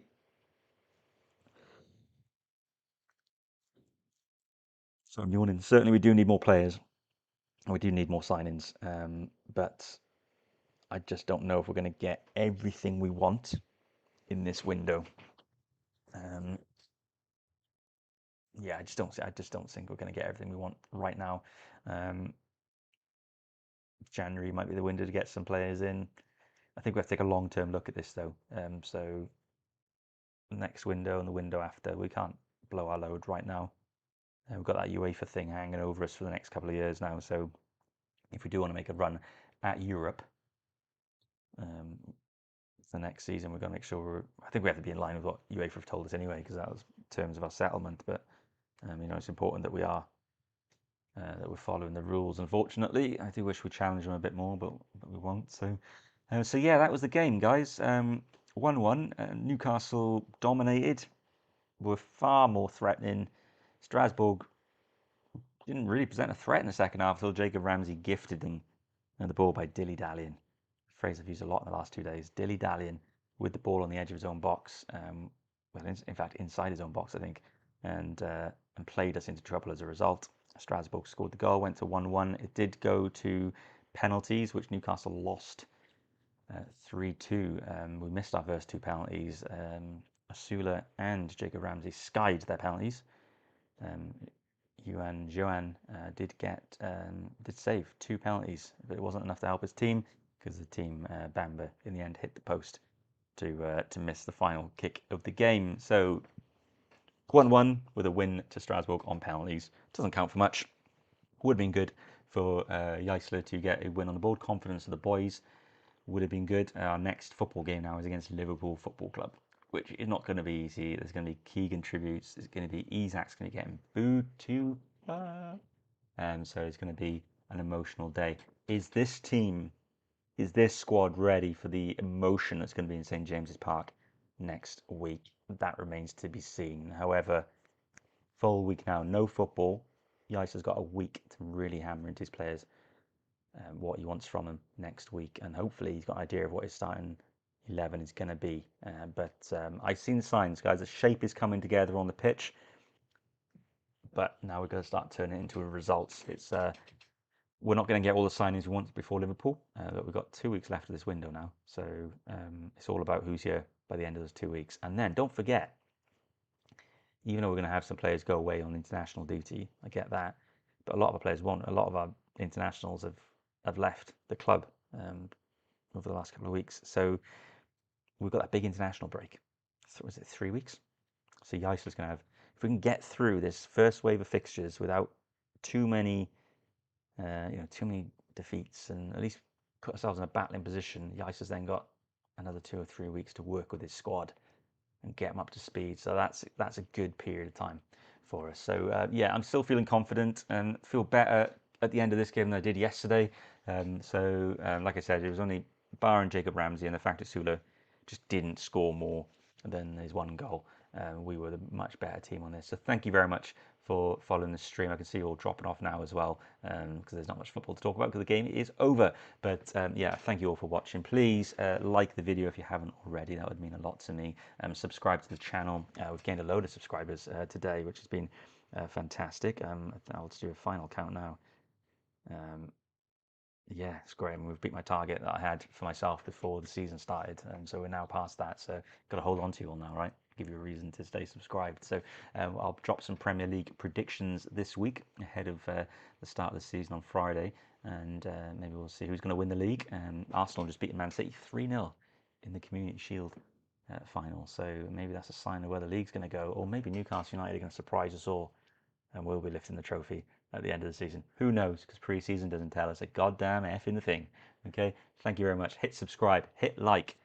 I'll see you next time. Maybe I'll be here next Sunday for a watch long against Liverpool as well. Thank you very much.